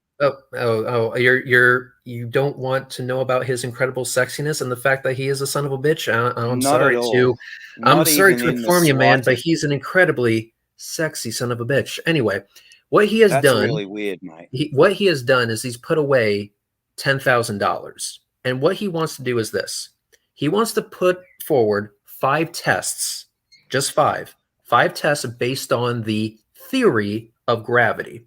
He wants a flat earther to put up in any 5 tests of their own. They can choose any 5 to show that gravity is not a good explanation for what we're seeing. So I will never post any tests like that. No. I'm never going to have a chance. I'm not saying you. What I'm saying is any flat earther. So would you help us spread the word? Would you help us to invite flat earthers to take this challenge? Because if they win, if they can show that their 5 tests do a better job of explaining the gravity phenomena than MC Toon's 5 tests, then they will instantly win $10,000. But here's the great thing about it. MC Toon has already surrendered that money. It's in escrow. He doesn't have access to it. He also is not the one that's going to be making the decision. So even if he disagrees with you, he would still lose that money. It's already gone. He has relinquished it for the greater good. He wants the understanding. He wants to be educated. But unfortunately, no flat earthers have been willing to educate him and put up a model that's actually worth a shit. So we're hoping the $10,000 is a good incentive to get them to present a valid model of reality, one that would work with 5 tests. So the question is, do you know of any flat earther that would be up for such a challenge? No. Okay. So if no flat earther would be up for such a challenge, then where did you get the idea that gravity was an insufficient explainer for what we're seeing in the natural world? From changing my outlook on things. Expand. Based on my learning of Freemasonry and history and politics and the illusion of politics. Do you make all your scientific decisions based on politics and Freemasonry? Is that all you heard? Yes, pretty much. It is. You've blamed Yes. the Freemasons for like everything. You've been blaming the Freemasons all for you can fucking hear. everything. I said it's what my you bring up. learning. I said my learning of those things. Yes. And how does your learning of those things give you the insight to show that gravity is not real or is not a good explainer for the natural world? Would you be willing to learn about what I know about Freemasonry? So long as it has something to do with the physics of my question. I mean, It has can't you everything what to you do learned? with everything you believe. Can't you explain what you learned? Meaning the physics? Yes, Can the we- physics. Okay, let's limit it to just the physics for now. So, I limiting understand it to you just, want to limit things. yeah, to what I'm actually Yeah. asking for. It's funny how that works. Yes, because that way you get to control the conversation. So, given Freemasons, what did they tell you about gravity that was so shocking that made you believe that it's not a real thing? Freemasons didn't tell me anything specifically about gravity, Red. Cool. Then what did they not tell you that made you question gravity? What did they?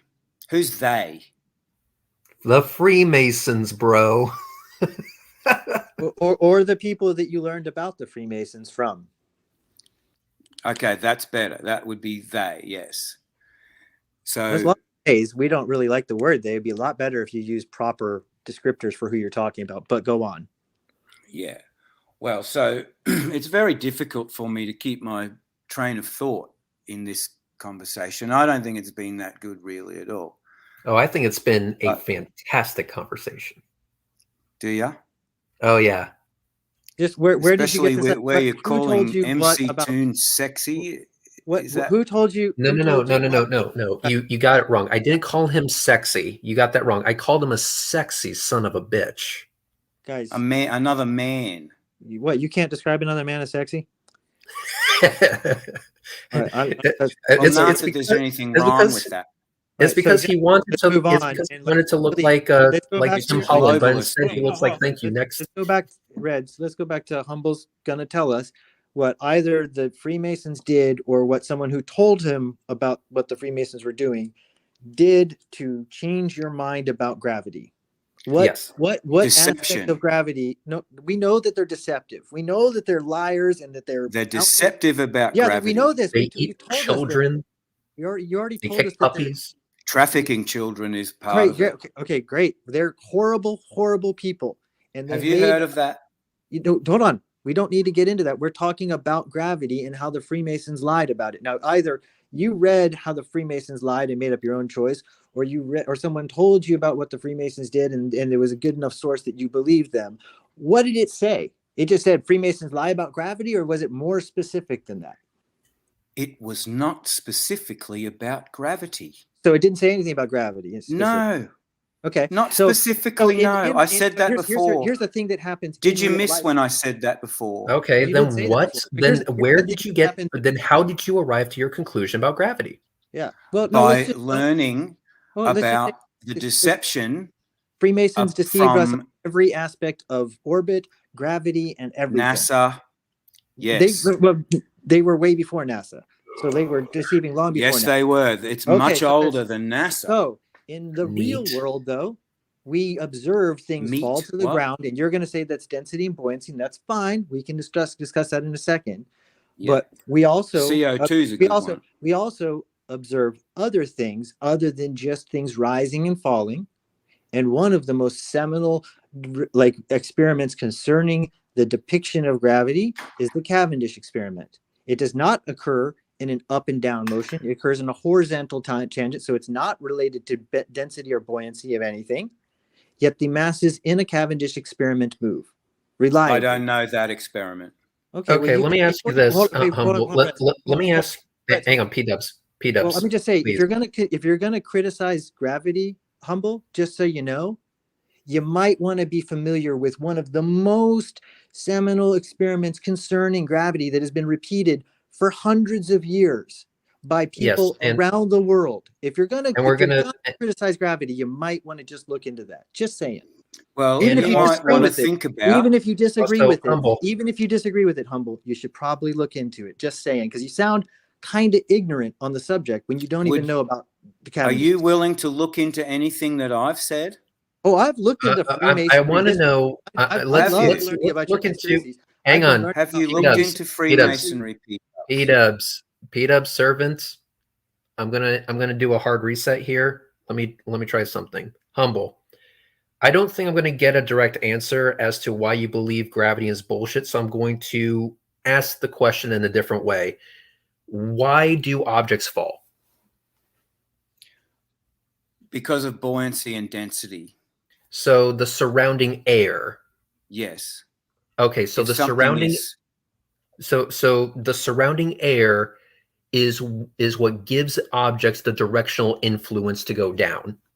If something is in the air, yes. If it's in the atmosphere. So the air if it's more dense than the atmosphere. So the air provides the directional influence. Well, I can't explain the downward force. Okay, so it's not density then. Well, things that are like a steel anvil will float on a pool of mercury.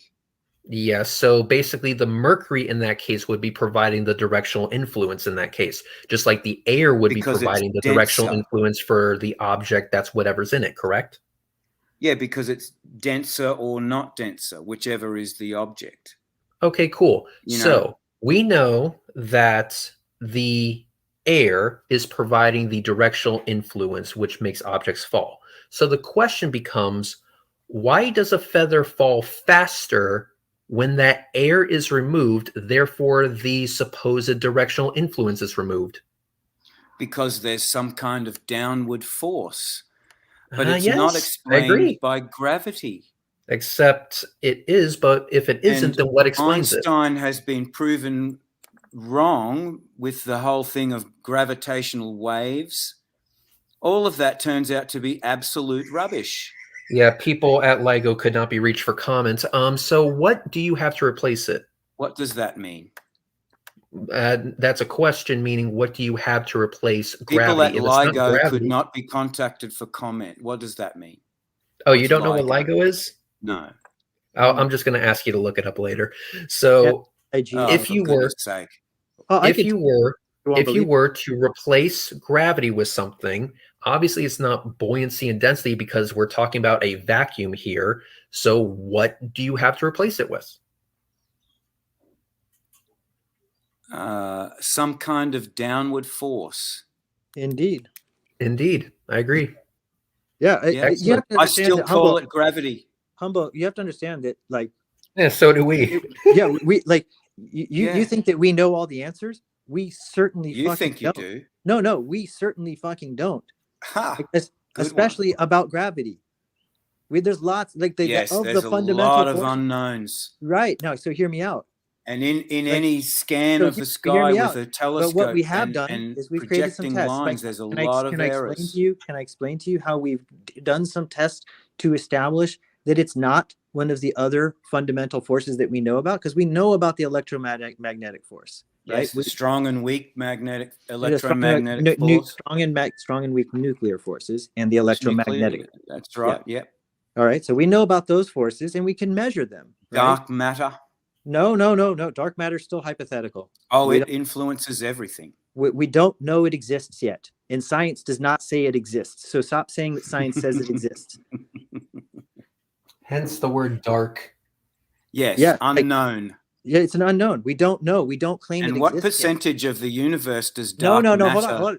You're getting way ahead of yourself here. You're acting 97%. You're acting like you understand gravity when I'm trying to tell you that I understand deception.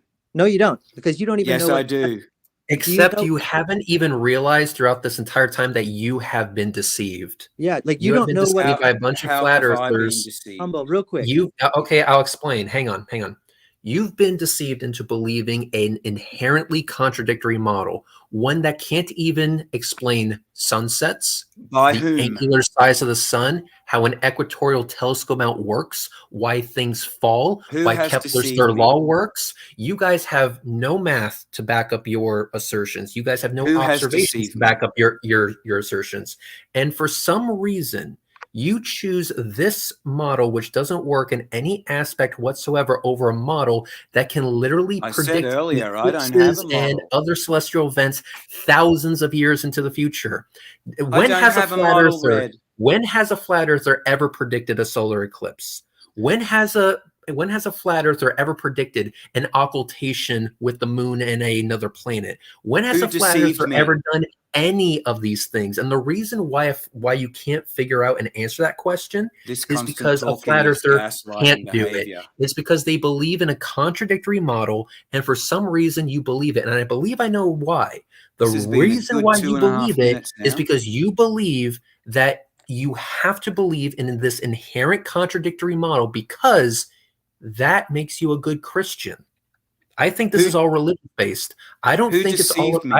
I don't think it's about the evidence. I don't think it's about the math. I don't think it's about the logic. I think it's because you are religious, profoundly religious, and you believe that your salvation rests and hinges on you believing in this inherently contradictory model. Who deceived me? I know who deceived you. Dumbasses like, I don't know, Eric Dubay, Jeranism, or any other flat earther that you happen to watch on YouTube. People Are that you have decided suggesting that it's better to grift than tell the truth. Are you suggesting that there's a conspiracy? Oh, no, I'm not suggesting there's a conspiracy at all. What I'm Well, how suggesting come is they're that all sticking with the same story? They're not. because They it's don't an even have easy one bullshit story. story to sell you, bro. It is the easiest, crappiest story to sell you, and you've bought it hook, line, and sinker. Bro, How are you've they been making money out of indoctrinated. me? You have been indoctrinated YouTube to views. believing that every single scientist is out to get you, even though you can independently verify their work. I'm not connected to NASA. I'm not connected to Freemasons. Fuck NASA and fuck Freemasons. Fuck the lizard people. Fuck I certainly Illuminati. understand Fuck that you President of don't the want to United talk about States. NASA. Fuck everyone, because guess what? You don't need anyone. You can go out and do these observations yourself, but for some reason you choose not to, and you choose to ignore people that have done the work that other flat earthers told them to do. Whatever happened to do your own research, bro? When we come back with the results that you don't like, you immediately dismiss them and bring up irrelevant bullshit like Freemasons and Illuminati or whatever the fuck else. Why and did we're those supposed people to take your shit deceive? seriously? Why did those people deceive me? Why? Because I'll give you one good reason: money and clout. How are they making money out of me? How are they making money off you? You don't believe that your view gives them monetization views? You don't believe that your view doesn't boost their ratings in the YouTube algorithm? If you watch their shit, and you peddle their nonsense, you are helping them. One guy, let me ask you a question. Is it only about money? Since flat earthers are all about the truth, let me ask you this one question. There's a guy called Deep Inside the Rabbit Hole who supposedly yes, I know David Weiss. Yeah, who supposedly made $300,000 off of a bullshit app that doesn't work. Did you know that for $100,000 you can take a ride on Jeff Bezos' penis rocket, goes up into space, and see the curvature of the Earth? Well, if he was so interested about the truth, go on and that finding the reality of it, why has he not booked a ride on that shit? Why has he not booked a trip to the South Pole? Why has he not done the absolute bare fucking minimum that some asshole from Florida has been able to do with measuring the distance of the sun, the angular size of the sun, rocket launches, the altitude, size, and speed of the International Space Station, or any other of the fuck ton of observations I have done? Why has he not done the bare bones fucking minimum? You tell me. And why, despite not doing all those things, do you fucking believe him? Would you go on that rocket? Oh yeah, absolutely. It looks like a giant dick, but yeah, I would. Yeah, even though it might explode. That's what the launch abort system is for. It's a solid rocket booster. You might get hit by a bus tomorrow or have a heart attack too. Like, I mean, what's the big deal? Yeah, have you seen that video of Dude Perfect Goes to Space? No, I haven't. You haven't seen that one? I've seen clips of them in space. Yeah, it's a good one. I'll post it on Twitter. Neato. But here's the thing. Neato.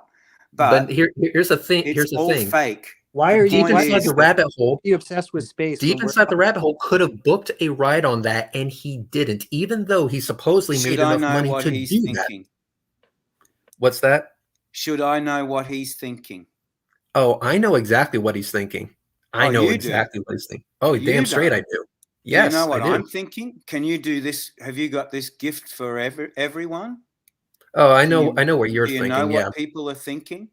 Yeah, well, you're thinking just like me that MC Tune is a sexy motherfucker, which it's okay. It'll be between you and me. But when it comes to deep inside the rabbit hole, but when it comes to deep inside the rabbit hole, did you know that with the amount of money that he had, that he could have booked a flight on that, but he didn't. And the reason why he didn't is because he would then have to start being intellectually fucking honest. He doesn't want to see the curve. It's like you don't want to see the curve. You've just solved the whole problem. Because he hasn't been on that rocket, therefore the Earth is round, is a ball. What? No, not what I'm saying at all. You've proven it. No. What I'm saying is that what I'm saying is that he hasn't done it for the same reason that you haven't done the basic observations. You're scared. No, I wouldn't go on that rocket because I think it might explode. And tell me this, is your God so limited that he can't make a sphere? Like seriously? Or is it your what faith? Better way? What better way to show God's awesomeness than to make an infinite universe that's nothing? And yet you believe in a fishbowl for some reason. Well, you're showing me that you're running out of arguments. The entire NASA organization. Oh, poor them. Well, exactly. Poor you. NASA. Poor you. Oh, poor NASA. Poor you. NASA did all this shit to lie to little you a year. So I'm asking you, why do you believe in a contradictory model? To produce CGI and artist impressions. You can't even prove that half. I just thought of a question to ask you, Red. In your video of the sun, why doesn't the sun in your camera look the same as NASA's animation that you show at the start? Oh, it's called a hydrogen H alpha filter, dude. It's a different filter. I'm using a cheap ass batter filter. They're not using that. If you got one of those filters, you would see the same. Yeah. Oh yeah. You want to see how much they cost? Well, I want you to get one. Oh, you want to pay for it? Yeah, dude, certainly not. Oh, so you don't want me to get one then? So okay, if you buy it for me, do you think that only NASA has those filters? Well, I think. Let me go ahead. Wait, humble. Answer that question. Do you think that NASA is the only one with access to those filters? I think NASA is the only one to publish that picture of the sun. That's not true at all, because you can find those same style pictures with a hydrogen filter from many, many different people, including on fucking Twitter. Yeah, including amateurs, like not even professional photographers. Okay, well, I'll have a look. Yeah, do so. Because all that Red is using is a simple ND filter, just like a pair of dark sunglasses. Red, you were starting to attack me for my faith. And literally, you felt attacked? I think that's the reason. Woo! That's all it takes. I think this right here. Check. Yeah, just question you. Let me go ahead and show you this. Let me go ahead and show you this.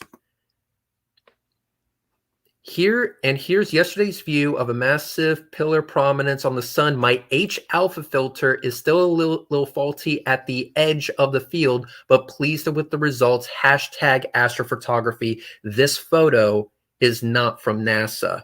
As you can see. Fair enough. I will look into that more. Yeah, so basically I don't know everything. Yes, but that's the thing. You don't know everything. but No, you're and neither do immediately you. dismissing people that actually know this shit, who have done the work. You They are dismiss my deceived. stuff not based on the actual math, was not based I on the deceived? measurements, but because the word Kepler was used. You are deceived, Red. Okay, look at how like you think gravity's fake. I've I think witnessed. the concept of gravity Okay, is great. not Okay, real. great. Cool.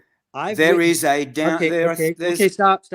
Look at the thing sitting on your table right now. Right. So I've witnessed in high school, not my science teacher, but the physics teacher at our high school built a Cavendish experiment in the wrestling room. The wrestling room that was chosen because it had no ventilation, and the wrestling coach was a sadist and he liked to make his wrestlers sweat.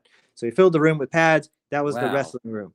So in that room, the science teacher took over when the wrestling team was off duty, had all the mats piled up against one wall, and hanging from the center of the room had a meter stick. He had lead weights. He had the whole thing set up. He had lead weights on strings and pushed with yardsticks, and he built a Cavendish experiment. Now you should go look what a Cavendish experiment is. But I essentially, will have to, because I don't know it. I'll try to describe it because it's a very basic description. Hopefully my words of description will make sense. But imagine a string hanging from the center of the room to a very short distance above the ground, maybe 6 inches above the ground or so. Sure. And on that string at the very bottom, mind you, it wasn't a string, it was actually a wire. But anyways, he had a yardstick balanced in the center of the yardstick. That's where it was attached, and the yardstick was perfectly balanced. And on the end of the yardstick were 2 lead weights, or actually 4. Ooh, he had MC Toon joined the thing. Okay, so he had 4 actual weights, but 2 masses equal on each side of this hanging yardstick in the middle of the room, right? So pretty basic, right? Mm-hmm. You get what I'm getting at here. They're level, they're equal. You leave them hanging there, and if the room stays still enough, if there's nobody opening and closing doors, and he had like a towel outside the door to keep air drafts from going in and out. And if the Earth's rotation doesn't affect it? No, it doesn't. It just sits there. Eventually, it comes to a rest. And I mean, you might see some oscillation because of the building or something like that, but it's probably close. The Earth rotating. No. It goes back and forth because this is called a torsion balance. So what you're measuring, if you actually have a precision setup of this, and this was not a precision setup, but if you had a precision setup, you would know how much force it takes to twist that wire. That's how you measure things. Just like you have a normal balance. A torque, you mean? TORQUE, torque. Yeah, it's called a torsion balance because you're putting a torque on the torsion balance. Yes. Yeah. So, a turning force. Yes. As if to twist the wire. Exactly. Give you guys 2 minutes on this. Yeah. So that's torsion when you twist something. And it is the force is torque. Whatever. Let's not get caught up in semantics here. We both know what we're talking about. Those weights are hanging from the yardstick into the nearby vicinity of those 2 hanging weights. 2 more lead weights, larger lead weights, were moved into place. Okay, on opposite sides. Yeah, on the floor. They're sitting on the floor, and they get moved closer to the suspended weights. One, if they were looking straight down at this experiment, one to the hanging weights are at the noon and 6 o'clock position on a clock face. Sure. The introduced weights would get moved in at positions 1 o'clock and 7 o'clock, basically. Mm-hmm. Now, you move them there. The hanging weights don't immediately start moving. Hopefully, you were able to slide the weights without disturbing the air too much around them, and it shouldn't be too hard because there's nothing in the room. You're literally pushing them with yardsticks to not be moving around in the room. But you sit there, and over time, these weights that had been previously hanging in one orientation of the room start twisting the wire as they move closer to the weights on the floor. Uh-huh. All right, wrap it up, P-dubs. So I would just say, look into that experiment. It happens on a horizontal plane, and so it's not affected by the Earth's gravity. Okay, I'm going to write this density down. It's not affected by density or buoyancy because those aren't factors. In fact, this is typically performed in a vacuum. The introduced masses are outside the vacuum half the time, so there's no interaction between the balls and the suspended masses. It's called the Cavendish experiment. There we go. So MC Toon, question for you. the question I have is, has any flat earther taken you up on your gravity challenge?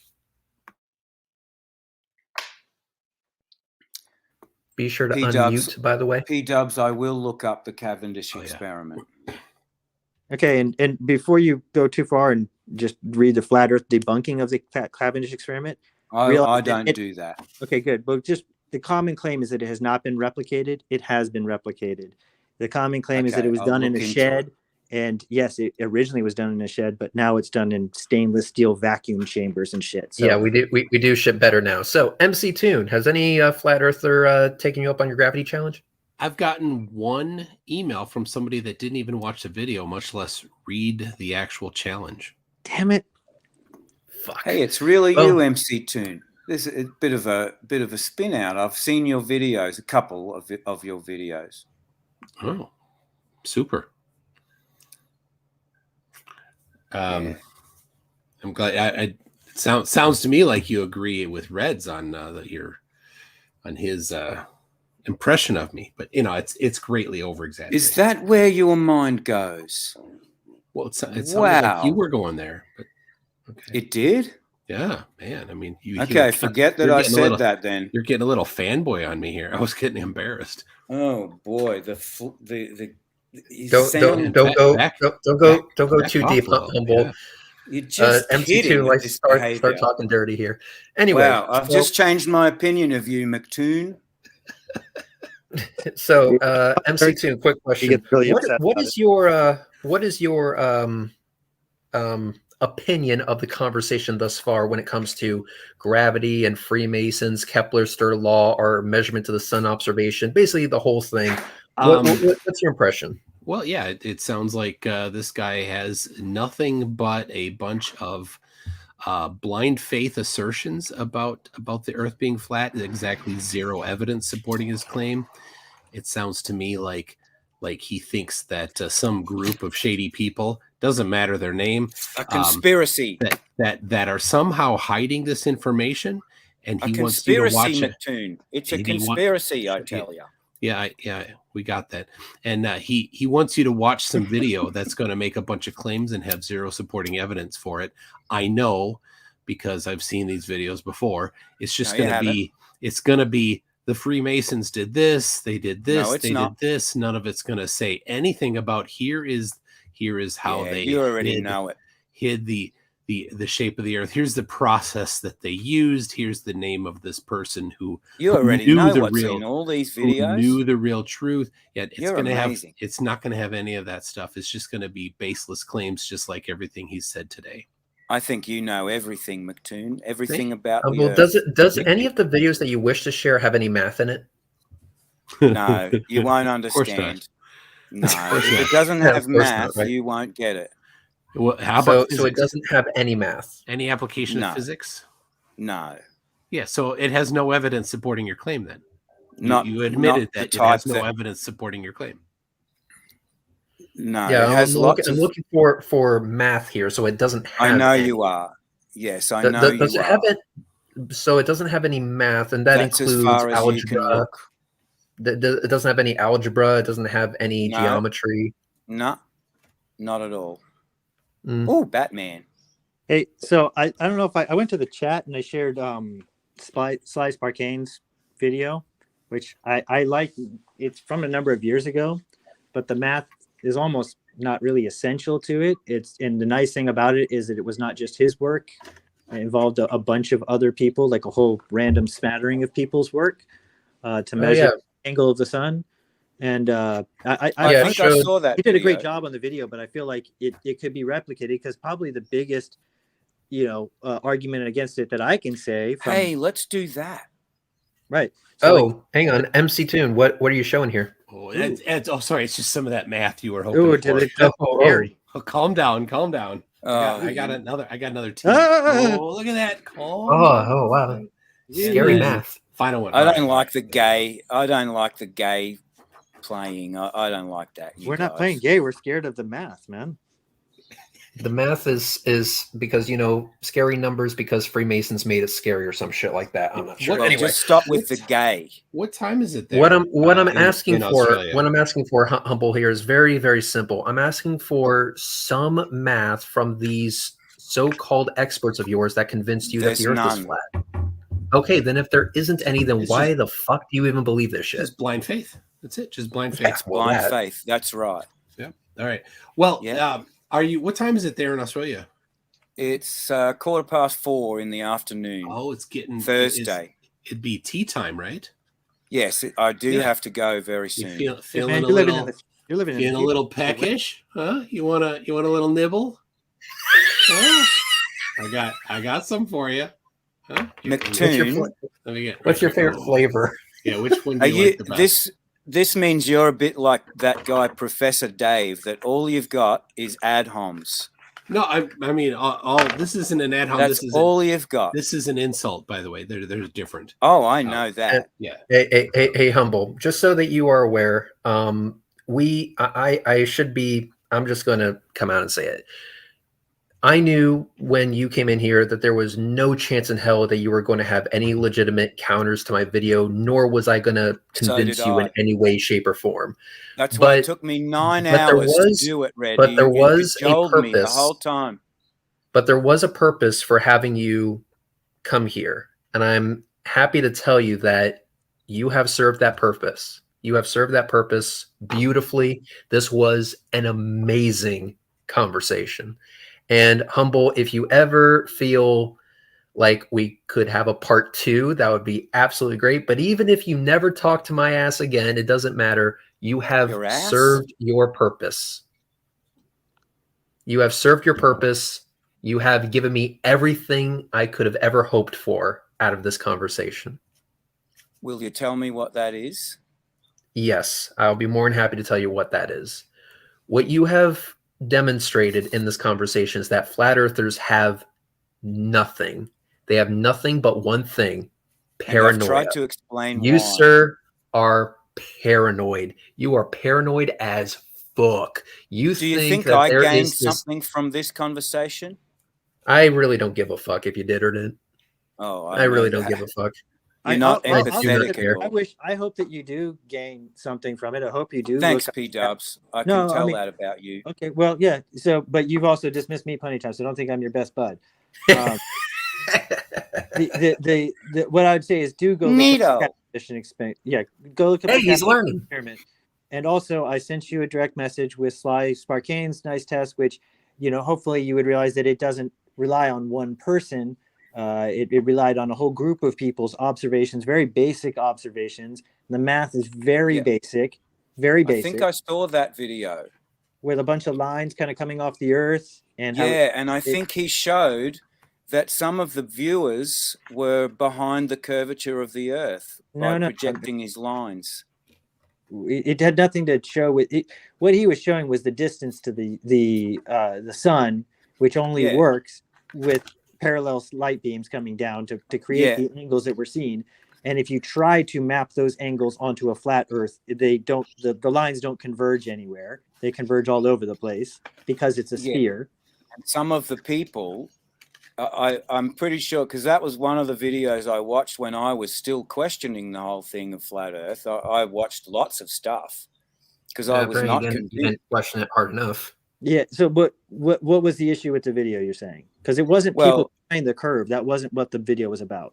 If it's the video I'm thinking of, I only saw one of them, but he showed that some of the people that could see the sun on his final animation thing, the drawing that he drew, and he was projecting lines from the sun around the curvature of the ball.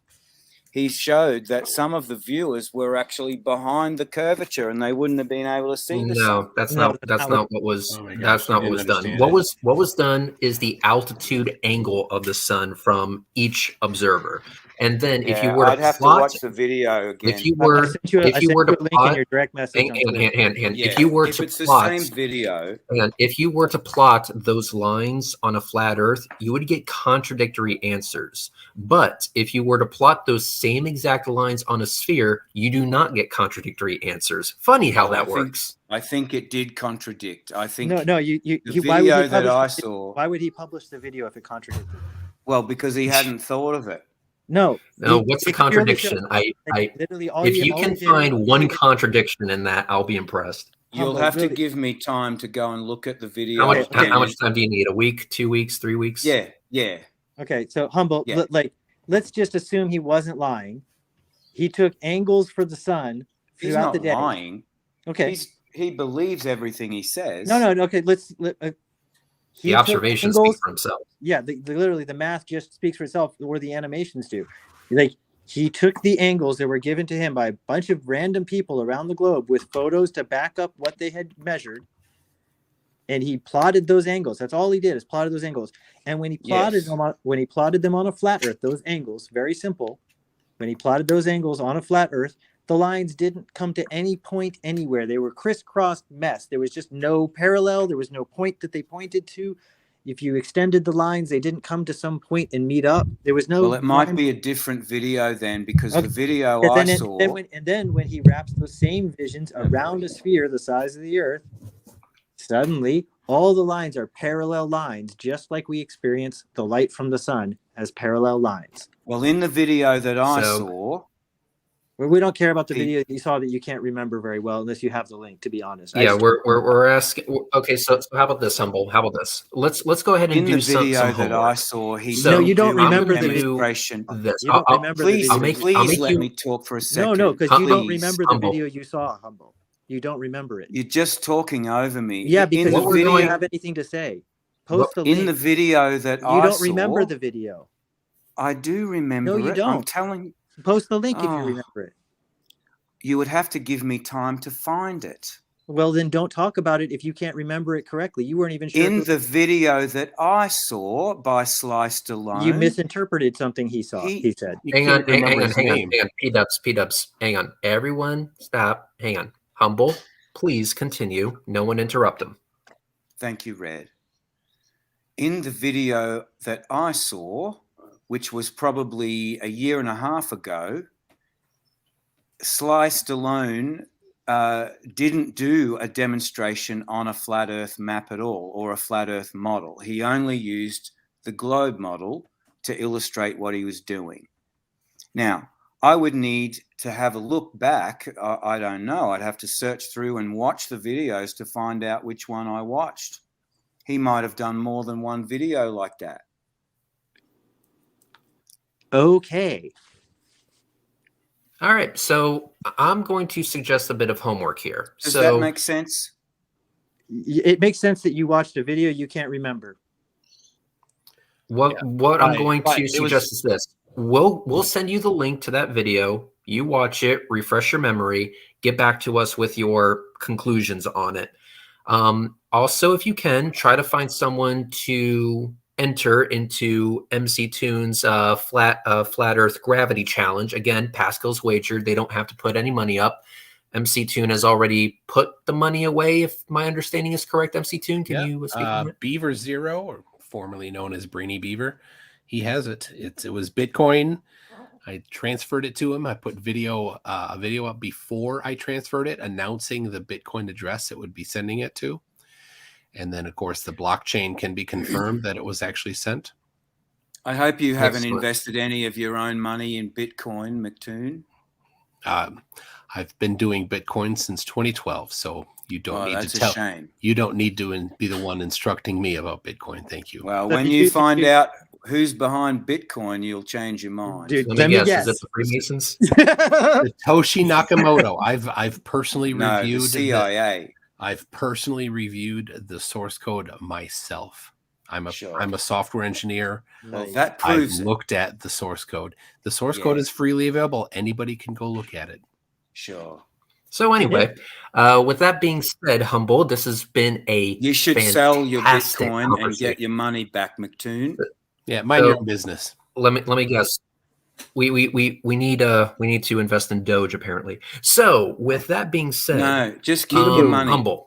I assume. Hang on. We're no longer talking about cryptocurrencies again. We all hate real money. We get this. So anyway, what we'll do is we will send you the link to Slice Barkane's video. You can go ahead and make a tweet about it after the fact and tell us your findings. What I would like for you as well is to try and find one flat earther to engage with MC Toon about the gravity challenge. It doesn't necessarily have to be you. Of course, if you do want to enter, by all means. But if you can help us find one flat earther to take the gravity challenge, that would be amazing. And finally, the last thing that I'm going to say. Are you expecting me to find someone? No, I'm not expecting. I'm saying if you could, that would be great. But if you're not going to, then you're not going to. It's rhetorical. Yes. What's his name? Of course, we know that no flat earther will ever try.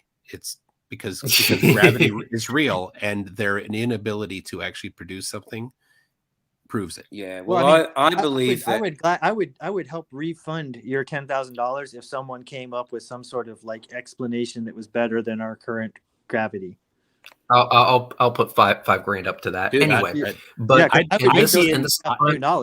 I'm in for half the Nobel Prize if that happens. Yeah, yeah, that's true. You deserve it. I mean, you're gonna rewrite all of physics like that. Anyway, and here's the final thing, and this is kind of a wish. Again, I don't expect this to happen, but it's kind of a wish, and I would like for you to find something mathematical from Freemasons. You will not get mathematics out of me. About. Of course not. You okay? Then, like I said, I understand this is a wish, and I don't expect this, but I want some mathematics from you, something to show won't get that any. Okay, that's admission that you believe a lie. Real quick on the size of the sun, like we were talking about how you're pretty far away from me. Like, wouldn't it make sense that sometimes the sun is closer to me and closer to you? Yeah, I think that's what causes the seasons. Right. Well, I mean, like even just should have changed the angular size then. Even just like during the day. Like, because it gets hot in the middle of the day, and it's cooler at the beginning of the day and the end of the day. So why doesn't the size change? Like everyone on Earth that can see the sun at the same, that has the sun up in the sky, they at anywhere on the Earth, they all see the sun at the same exact. I don't know about you, but I can't look at the sun. Well, you can use a camera with you measure it with a solar filter, dude. Like the angular size of the sun. I've never done that. I understand you've never done that, but I've never been to Paris, and I know that the Eiffel Tower is there. Do you think I was being dishonest when I did my observation of the sun? Do you think my video is fake? Not at all. I think you believe everything, and you're genuinely doing the experiment. It's video recording. Well, yeah, it was a time lapse. Yeah, I mean, it's nothing to believe. So you don't believe that my videos are fake? Okay, cool. So if you don't believe my videos, that there necessarily has to be a change in the sun's size, apparent size. But you're the perspective king. You're all about things changing, getting smaller when they move away. We had a whole discussion about that. And I also say you can't appeal to perspective in one sense and then ignore it in the other sense. Well, there are videos that do show the sun getting smaller. No, they don't. Yes, they show glare. No, they don't. They show glare. Could you do another video, Red? If you properly expose for the sun, Humble, if you, I'm again a photographer, and these guys are as well, they'll back me up on this. When you properly expose for the sun, like first of all, you can't do it with just a normal camera. You got to put a filter in front of it, or it's going to blow out the sensor on the camera. Just be glare.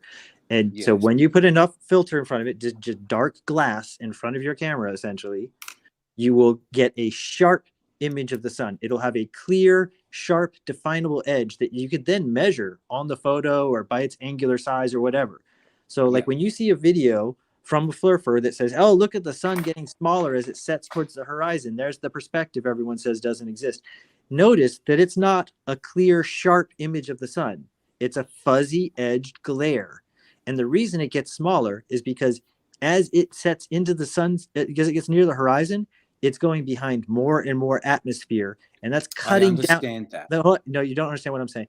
It's cutting down on the glare, And that's why it appears to get smaller. And that's why when you look at the sun through a very thick cloud bank, you can actually see it as a clear, sharp circle without any filter on your camera, because there's enough light being blocked. Yeah, you just reminded me, actually. I traveled to Hong Kong years ago, and because of the pollution in Hong Kong, you could actually look directly at the sun at 2 p.m. Absolutely, yeah. And it's a nice, clear, sharp, that's right there. If it's a clear, sharp edge, when you really look at it in the camera, then that would be something you can measure the size of the sun. And yeah, now you see that filter I put on the front? Yes, I do. Now, I would like you to do another video, Red. Would you do the same video with the same filter on the front, but just not zoomed in, but zoomed out with a wide shot, so that everyone can compare the apparent size of the sun to something that's around, like the ground, things that are on the ground? You don't see anything. Yeah, if you zoom out, the sun will be very. Hang on, guys. Hang on. Everything besides the sun is going to be blacked out. That filter blocks like 99% of the light that hits it. You ain't going to see shit. Well, you can. But there are other filters. No. There are other filters that are different to the one you've used in that. Not one that's going to block the light. You should stop talking. Yeah, no, not one that's not going. I need to be able to block a sufficient amount of light, and if I don't block a sufficient amount of light, not only will I destroy my camera, but I'll introduce glare in the image. Yeah, you have to. The whole you would point be able to get a filter that can cut down this doesn't the exist. majority of the light. That filter does not exist. You're talking magic. You're violating the laws of physics. The only thing that comes anywhere close to that would be a polarizing filter, and it wouldn't do what you're talking about. You know, like that's the closest thing to a magic filter, or that hydrogen filter. Those are the closest things we have to like magic filters. Everything else either just blurs the image, adds a color to it, or cuts out certain colors. Like, you know, like they don't even add color; they just subtract colors. You're giving him the benefit of the doubt. You shouldn't. Well, I mean, he doesn't understand this topic. There's no magic filter that. Yeah, I'm just a dumb fluff. That's right. That's absolutely correct. Yeah, absolutely correct. And you have to rely on calling people's names. Honesty. Okay, Humble, though, you're asking for the impossible. There is no filter that cuts out the bright parts of the image and allows the dark parts of the image to still be seen. What you would see, and you do see in Red's footage at times, are silhouettes. Everything would be a dark black silhouette. And that maybe actually I can show you one of those. Yeah, so you'll see like a plane fly by or a little bit of a palm tree leaf in there. Those are what everything would look like. Yeah, there's the power line. So if you zoom out, though, hear me out, Humble. If you zoom out to where you can see all of those things. So here's the leaves of a palm tree. Yes. So if you zoom out so that you can see all of that stuff the whole way through the day, Humble, the sun is going to be very, very small in the shot. And when it points upwards at noon, there's nothing to compare it to. So it's a pointless measure. Here's the power lines. It's a pointless as measure. you can see, the power lines. As you can see, the power lines come from nothing into blackness because I cut out so much light. The only thing that's bright enough. There's no way to compare the apparent size to anything. No, you don't need to compare it to anything. You don't need to. The only thing you need to compare the size to. Hang on. The only thing you need to compare this angular size of the sun to is itself. The point is that the angular size of the sun doesn't change. Yes. And so you can compare the size of the sun to itself. And that's exactly what I did. That's exactly what I did here. Here's the sun at 8 o'clock in the morning. Here's the sun at 1:25 p.m. during solar noon. They are the same size in the frame. The zoom was not adjusted. That's what I was going to say. The only thing you could claim here, Humble, is that Red is lying and that he changed the zoom. If he didn't change, no, I'm not. If he didn't change the zoom, and you don't think he's lying about that, I don't think he's lying about it. None of us think he's not lying about that. Okay, great. So he didn't change the zoom. So when you want to compare an object in a camera, you have changed nothing in the setting except the direction it's pointing, then you can compare the sun to itself from 8 o'clock in the morning till noon to 3 o'clock in the afternoon. Like that's fine. You don't need to compare it to anything else in the sky. Certainly, I watched that video a few times. You could look at just the video he took and get the angular size of the sun from his focal length that he's at right there. Right? Rhett? Question. Okay, Yeah. so you watched the video a few times. What did you get from it? I saw that the sun doesn't change its angular size. Perfect. Excellent. Now, try to Yeah. make that make sense on a flat Earth. Let me know what you come up with. Well, I think it does Anyway. exist on a flat Earth already. Everything What's you that? do is you're already on a flat Earth. You're affirming You're the not on a I consequence. globe. believe you. That's literally the affirming the consequent fallacy right there. That's what you've done McToon, this whole time. You've lost a lot of credibility I- in this I- conversation. I have zero interest in caring about what you think about me. Yeah, see, Well, but I mean, let's go. I mean, we can go back to the one claim that you had made, the one number you have said in the past 73 miles. Right. Yeah. So if the sun were only 70, or the dome, it's like it And sounds my like evidence for that is the one video of the Go Hold on, Fast hold on, rocket. Hold on. I know which video you're talking Yeah, about. Hang we on, all knew hang before on, you I said don't hang know on. which video you're talking Hang about. on. Yeah, Hold on. P-dubs, that's my everyone. only evidence of that. Excellent. I don't care what Excellent. you said. Hang on. Okay. All right. I'm going to be a little bit of a dick here, P-dubs. Please forgive me, but you got to mute yourself. What about the Go Fast rocket convinced you that there was a dome? Well, because it stops moving in a forward trajectory. But it doesn't, though. It does. But it doesn't, though. It doesn't stop moving But it does. forward. It doesn't. Hang on, P-dubs. And it's a I real gotta shame that the video cuts out before it starts to fall back down. But it doesn't. Yeah, except Humble, and we will end the show on this. I have This is to a show? inform you. I have to inform you of something. Is this going to get a lot of viewers and stuff? Like a lot of people? Oh, it's about to get a lot more after I show you this. Excellent. Do you know who this guy is? No. He's the creator of the Go Fast rocket. Is it? This is on Astronomy Live's YouTube channel. We interviewed him, and he has the Flat Earth Corvette Challenge.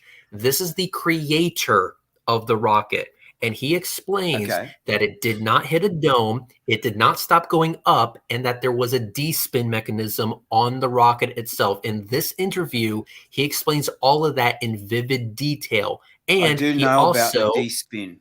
and also, he put his Corvette up as a bet to any flat earther on it. Wow. So That means he's serious. this is the actual creator of that rocket, and he says, Can you get that him in you're the going next to- chat that we do? Oh, maybe. That'd be excellent. So- I'd love to know that. And Because so I and so haven't what you seen any saw- of those rockets when those videos What of you the rockets saw- hitting something.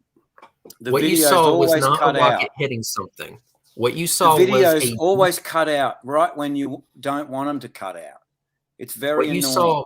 You didn't Hang watch on. the What whole you video. saw was a yo-yo D-spin mechanism. It didn't stop. It hit a yo-yo D-spin mechanism. It stopped Now- spinning because of the yo-yo D-spin mechanism, but it also stopped moving forward. No, it Earlier not in the stop. How do you video, know the that? engine runs out of fuel. It did Right, not the- stop moving forward. The creator did. of the rocket literally explained that it was still traveling upward after the engines cut. After separation yes, it was. happened, and That's right. after It had D-spin happened, Momentum. after D-spin, hang on, after D-spin happened, after separation happened, after the engines were cut, it was still traveling upward at multiple hundreds of miles per hour, actually thousands. It was traveling at Mach something, still upward. Trajectory. And then It was it stopped. inertia. It did not stop. How do you know it stopped, did. Humble? How do It you know looks it like stopped? it stopped. It looks It did like not it stop stopped. though. And it It sounds like it's hit No, something. you heard. too. No, you heard. did not- the yo-yo did not hit D-spin anything. mechanism. No, You it heard- sounds more like a watery sound to me. I That's looked it. There into was no the. water. What's the I- air pressure at 73 miles? Is that funny? It's about a 15th of a bee's dick, I So think. do you think that microphones work great at 73 miles when there's a poofing of nothing up there? 15th. Whatever So, your word. what we're would- gonna that's how do- microphones work. Now, so, now, you know, like hang on, just- P-dubs. I know a lot Humble. about microphones, actually. No, Hang on. So here's what we're gonna do. Mattoon, you We might as are well going- leave. the conversation. We are mate. going to Just laughing learn at you. something today. Well, So, you can still ladies and gentlemen, boys and girls, brothers and sisters, I present to you the creator of the Go Fast rocket. Let's get him on next time. Next show. Stormy Live here. Just wanted to ask you a quick question. Can you talk about the D-spin, the mechanism that you used on the Go Fast rocket, and why it appeared it did what it did after it cut off the engine? Well, I'll give you a little background first. One of the things to stabilize the rocket, we had to spin it 6 times per second because the government wouldn't allow us to put any type of steering on it. The government? So it's basically like firing a The bullet out of a government? rifle and it spins. And so it's set up to do 6 times per second thereabouts. Well, our very first flight that we did, one of the major problem that we had was the G-forces shut down our cameras. So after the GoPros came out, and you could buy them cheap and stuff, we put GoPros on our next flight. And it wasn't to make the earth look round or flat or anything. We put them on because GoPros are cheap and they get a very nice shot. GoPros So- are excellent. I've got 3. Because we had to spin this and we wanted to get good shots of Earth, we decided to build a D-spin. And basically it was a cable that was wrapped around it with a weight. And once we got it at the altitude where we were at, push the button, it unspun, and it's just like a yo-yo. Wherever action is equal to opposite reaction. So that's the sound you hear go. Well, what it did, it didn't hit no dome or anything like that. That stopped it from spinning. The next sound that you hear is ding. That is a piece of C4 that's wrapped around the body The itself. microphone picks And that the up. booster just fell off, and you'll see the booster, and it didn't hit no dome because that thing is still going well over 400 miles an hour. That is still traveling. And the payload is still traveling at that point. Wait a minute, what was that? It's still traveling at that point? Let's listen to that again. That is a piece of C4 that's wrapped around the body Still itself. traveling forward. And the booster just fell off, and you'll see the booster, and it didn't hit no dome because that thing is still going well over 400 miles an hour. That is still traveling. That's And the fast. payload is still traveling at that point. And you'll see, if you look further on, you'll see that it's actually pulled way away from the booster, and the booster is floating in space also at that point. Then you'll see it floating. turning over, and you'll see the It's Earth falling. itself. The booster is falling.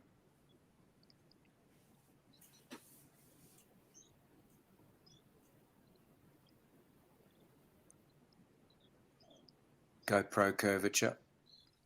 Again, it did not hit a dome. And it's very simple. If you take a baseball and throw it straight up in the air, will it keep on going till it hits a dome, or will it hit inertia and come back to you? Wouldn't it Well, go that's out basically into what happened space, with our though? Space shot. It just ran out of inertia. And at that point, it turned around, came back, and it was recovered. Both pieces were recovered with parachutes, which they're back on Earth. But I have this bet. So, with that all being said, that means that the creator told you that it did not hit a dome. At the time separation happened, it was still traveling upward at hundreds of miles an hour. And Did they he say recovered how both- high it got? Did he say the final like elevation of the altitude? I mean, of the rocket. What was its highest point? I don't know the exact height of it. I don't think he said it in that interview. What about in the video? Do they cover it? I don't think they mention it in the original video or anything. Like, how high was it when the yo-yo D-spin went off, and how far further did it travel? Let's go ahead and look this up. So the Go Fast rocket, 73.07 miles. And then yeah, why didn't it go 73.07 higher than miles, that? which was Inertia. 385,000 feet. He answered it. Inertia. So yes, he did. He said because it ran out of forward momentum. Yes. Because Yeah. gravity was pulling it down. Yeah, but that would mean it would sort of stop much more slowly than it did. It seems to come to a Oh, stop. Show the math. Yeah, well, I Come mean, out. you keep saying humble. It seemed to stop much more slowly. Like, how are you determining this from that video? From Like, looking at the video. but you can't. There's pixels. You have no point of reference. You have no point of reference to make Point of that reference. judgment. It looks like it stops. Yeah, you have no Look point how of much reference. the Earth changes in the 10 You seconds guys are in before. denial. It No, looks like- like it's nothing. You're It looks like Yeah, it's it literally. absolutely- useless. If show me. Hang on. You Hang Show on, me a humble. measurement from the absolutely video denying. that Hang on. gives you. Everyone stop. Humble. When you're in a plane That's traveling amazing. 500 miles an hour, the ground doesn't look like it's whizzing by you. It looks like the shit's crawling. I just got off of a flight, bro. The We were at camera is on the 35,000 rocket, Red. Yes, The and camera is I'm on the mounted plane on traveling the 500 rocket. miles an hour. You're not going to see a dramatic movement Yeah. of the ground, especially If when you you're could heading. see, that rocket if you is far could see higher the than- air, you would. Yeah, but guess what? You can't. see the The There's no fucking air air is at fucking scared, bro. 375,000 feet. Man, that straw has been grasped. Yeah, you already said there's no air up there to see. There's no clouds. There's Oh, nothing for to judge it by. goodness sake. Wait, you said that So- yourself, Humble. Holy cow. Didn't You're you not say that, listening. Humble? You- How much? you are how just- much air? You're how much air is at denying 70? what you can see with your own eyes. And, You and, can't. and you're How did you denying- measure that? How did you measure And that? you're denying what the creator of the And rocket. McToon, Exactly. How do you decide what to have for dinner each night without doing math? And Humble, here's the thing. That's the only thing you brought up. You said the one thing that convinced me was the Go Fast rocket. And yet, Of when the we height show of you the an dome. interview, when we show you the creator of the rocket literally telling you that it did not hit any imaginary made up dome, Well, you're how like, high did "Nuh-uh." it get? We just told you 73.07 miles. I would like to ask that guy, when are you doing your next one? And will it have a more powerful rocket and end up going out into space? Why? He That did a was- I second want to one. see video of that. Other people have already done that. You don't. Yeah, need and they I want to actually- see one him guy do and it. nobody else. They actually It doesn't used- matter. and that is space. What to you is considered space? The Kármán line, Yep, 100 100 kilometers. kilometers. Yep, that went to 117 kilometers. So definitely did? made it So it to went to space. Where does he say that? 73.07 miles is 117.6 kilometers. And does he say that 73 miles was the highest it got? That was its apogee. Yes. It was? apogee. Yes, that's what he says. Okay, why so is it's Yeah, it got- I'm looking at the write up It on it got- right now. To space. Yes. Yeah, yeah, It why made is it it so to hard? space. It's Yeah. So It made why it did to it space. fall back to Earth? Because it didn't gravity make it still to exists. orbit. Gravity still exists. He thinks that gravity stops existing when air isn't there. That's how dumb he Yes. is. So listen, Humble. Do you Okay. think You- wait a when minute, you do go think straight up, hang when you go on, straight hang up, on, no matter Speed how ups, high speed you ups. go, if you Speed go ups, up hang on. 1,000 miles, you will Am still I fall hang on. able right to back down. mute someone? Hang Can I on, mute? hang on. Humble. Quick question. Do you believe that gravity magically turns off once you hit a certain altitude? Do you believe that gravity holds the gases of the atmosphere to the Earth? Answer without my them question flying off first. the Do Earth? you can't believe answer that it. gravity magically turns? What's that, MC? He can't answer it. He knows how stupid it is. It's a He, Okay, he so- realized question. he It's realized a how dumb his ridiculous claim was. gaslighting question. Okay, It's understood. So, absolutely Humble, clownish. you are underneath a false understanding. Gravity does not turn off magically once you hit a certain altitude. I'll explain this to you. I'm here to help It's you to out. do so with here's me help. mass, the So, mass of the if you different have objects. a ball, Humble, listen. that rocket should have Humble, gone Humble, out into Humble. space. Show your Humble. math. In Show your math. order to be educated, you have to listen. So here's me educating you. If you have a ball and you throw it sideways, it's going to curve and it's going to hit the ground. If you take that same ball and throw it harder, it's going to curve and hit the ground, but slightly further away. Well, what if I threw that ball so hard that the curve of its arc matched the curve of the Earth? Well, the ball would always be curving towards Earth, but Earth would always be curving away just as fast. And what you get in that case is an orbit. Now, eventually, It would the go air into will slow you orbit, down. yes. Let's fix this. Let's go high enough in altitude where the air is thin enough to not cause that drag issue. And let's Mhm. toss that ball yet again. And the Yeah. curve of its arc will match the curve of the Earth. It's still under the influence of gravity. That's why it's curving. And therefore, it is continuously curving around the Earth over and over and over again. That is an orbit. Now, in order to get into orbit, you have to curve the rocket to be along the Earth's surface. That's why The rockets rocket was curve not when traveling in going a to curve. space. And so that's why rockets curve when going to space. They are That rocket throwing their was payload traveling at a straight. sufficient. Hang on, Yeah, hang on. Exactly. Listen. Humble. No talking. No talking. Yeah. Just listening. Yeah. Just listening. This is me educating you. You have to listen. No, So, this is you if we- gaslighting If we and weren't, hang on, let me help you out there. Okay, Humble. So he's still here. He just won't be able to unmute this time. So Humble, if you were to look at a rocket and it's curving with its launch, that means it's curving to go along the Earth's surface, and eventually it will hit a speed that's sufficient enough to maintain orbit. That's what it's doing. The Go Fast rocket, however, is not going fast enough, nor is it curving to go along the Earth's surface. It's not trying to get into orbit. It's what's called a suborbital launch. A suborbital launch is not meant to stay in space. It's meant to only be in space temporarily. They do that on purpose. It's called a suborbital launch. That's the difference between an orbital launch, which goes to space and stays in space, and a suborbital launch, which goes to space, but only temporarily, because it will eventually fall down and hit the Earth. It doesn't have that arc nor the speed to help itself out. There you go. All right. You have now been educated. have I? Yes, you have. You are now smarter than you were 5 Oh. minutes ago. He's an unwilling student, though. The arrogance of you is amazing. So Humble, do you think like when I know NASA is all fake and the ISS is all fake, Do you? but like according I don't think to you do.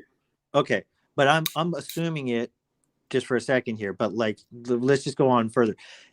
According to NASA, let's say, how much gravity are the people in the ISS feeling?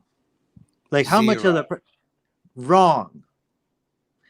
When well, you are in except orbit, for gravity pockets. No. Stop. When you are orbiting at the height of the ISS, Sometimes they accidentally drop. when you are stop talking, because why do you do this? When you're orbiting at the height of the ISS, you're experiencing like 90% of the Earth's gravity. Are they not? Wait. But that breaks your brain, right? Because they're supposed to be. He doesn't understand. But that's what it, yeah. NASA says. NASA says that people on ISS are feeling 89% of the Earth's gravity, but they appear weightless. They appear to be floating when they let go of. Why is that? Why is that? Why does that in that video? Why does the playing card drop? Yeah, you didn't do. Oh, you mean the magic trick? No. It's a magic trick, bro. The guy even said it was a magic trick. You got played. So let's just pretend for a moment. Liar! You didn't do your research. Magic filthy, disgusting liar. You really didn't do your research. Why would you're a fool, man? Shut up, liar. Hold on, guys. Shut up, McToon. Humble, explain to me. Because we're listening to NASA science here. Now they may be complete liars and everything, but why would they say very publicly that? Because you can explain this to me if you understand what you're criticizing. Why would they say that that they feel 89% of the Earth's gravity, but they appear to float around weightless? Why would NASA say both of those things? Why would they show? I don't know. You don't explain it. So, yeah, we believe you. This is an example, Humble, of how you don't even understand what you're criticizing. You claim to why be. Are they floating Hold on, in Humble. Stop talking for a second. You claim to be someone who was super into rockets, but this is a very basic, well-known aspect of the spherical Earth model with gravity and everything, and you can't explain it. This is How are you saying that you were so into it. How are you such a nerd about space and rockets, and you were super into all this stuff, but you don't know these basic things? You don't know about Cavendish. I do. You don't know. You don't know. You literally just proved that you don't know. It's the reason I understand. You would be able to explain. No, you don't understand it. Humble. You would be very humble, and you would either say, "I don't know," and I can't explain why. You lied about claiming you understood it. Yeah, you said that you were way into rockets. You were one of us. You were one of those people. I said I was way into space and rockets. Yeah, the whole thing, rockets, not enough. Spacecraft, Apollo, all of those things. You were into all of that. Hey, MC Tune, I'm going to ask you. So why don't you understand why an astronaut on the ISS would be feeling 89% of the Earth's gravity? How do you explain that? Well, Pete what Dubs. would it look like if he was experiencing zero gravity? The same. Hang on, guys, hang on. It would look the MC2, same. All right. Yes. MC2, I'm going to ask you to read something for me, please. Okay. Okay, thank you. I appreciate it. So, can you please read this tweet? Oh, that's a little small. Let me see. Damn here. it. Richard Garriott, Pocket of Gravity magic trick is just that, a magic trick. How come the necklace is flat? Hang on. A piece of thin elastic thread was attached to make the card drop. Richard Garriott has explained this to Flurfs before, and they still don't get it. Okay, Where's so the to rubber be band? clear, hang on. It's- To be clear, this is my tweet. I wrote this. Richard Garrett's Oh, yeah. Pocket of Gravity magic trick is just that, a magic trick. A piece of thin elastic thread was attached to make the card drop. Richard Where's Garrett the has thread? explained this to Flurfs before, and they still don't get it. It's Now- very thin. You can't see Now, it. That's the if point. how the do card we know? moves as it Hang on. falls. Hang Yes, on. exactly, This dummy. and this is why we look at the likes. This is good. We go to likes, and let's scroll down and scroll down to all the people that liked this. Couldn't be tweet someone here. really important. Did Lord British like it? No way. Who liked it? Oh, look at that! Oh, look at the That Lord. one It's Lord Richard British. Garrett. Lord British did like it. Richard Garriott? Yeah. Who's that? Richard Garrett liked the tweet where I told you Yeah. it was a fucking magic Oh, that's trick. him. Oh, that's him, the Yeah, same that's guy. him. That's Very Lord good. British. It's a Yeah, right. magic trick, Bo. It's a thin elastic thread. It's a stretchy thread, and you got played, bro. Flat Earthers tried to pass this off to you Why would as, he do oh that? my god, this proves that NASA's faking shit. It's a magic trick, bro. You didn't do your own Because research. it's fun. You got exposed. How do they You believed- do the weightless you believe scenes? You think a lie. astronauts on the International Space Station aren't allowed to have fun, bro? Do you think I'm going to go out? How on a do they long do limb the here? weightless I'm gonna go out on scenes a long in So limb here. astronauts like aren't allowed to have Apollo fun 13? in your view? Was Richard Garriott in space over April Fool's Day? I don't know. Was he? I don't know. I'm guess going he out on a was. limb here. I'm going out on a limb here, and I'm It's just a good guess. Dubs, go ahead. I don't know. yeah. That's I can't. Can you hear me? Humble could hear me. I don't know if you can hear me, Red. I can hear you, P Dubs. Oh, can you hear me, Red? I guess not. I hear you. Yes, go ahead, B-dubs. Oh, okay. I was just saying, yeah, I'm guessing Richard Garriott was in space over April Fool's. I mean, maybe it was just his birthday and he was goofing around, but I'm betting he did that. He released that video on April Fool's. I'm just like total B-dubs, going on. if you can hear me, go ahead. I can hear you, Red, but I don't think P Dubs can. Well, that sucks. I MC2, can can you hear Red, me? but he probably I can't hear you. hear me. I do. I got you. I can hear everyone, but maybe Red, you All right. don't hear. I It think the was- issue's on your end, P-dubs. Yeah, it was October. Try coming out It and coming wasn't back April in. Fools. It looks like it was kind of an accident to me. It was on purpose. Anyway, so Well, the So card doesn't basically, look the like end- it's the end attached result to is the any same. kind of thread. Yeah, because it's a magic trick. They intentionally make them small and thin. That's how magic tricks work. Have you never seen a magic show? Yeah. Oh, wait. You watch No. magic shows and you think it's real McToon, magic. McToon, Wow. I've never seen anything. I don't know anything. I believe you. Dude, I know you do. if anybody's in Austin, I've also got a bridge for sale, McToon, if you believe that. if anybody Wow. lives in Austin, Texas, you should go see Esther's Follies. It's a really good little comedy show, and they've got some magic mixed in. It was really good.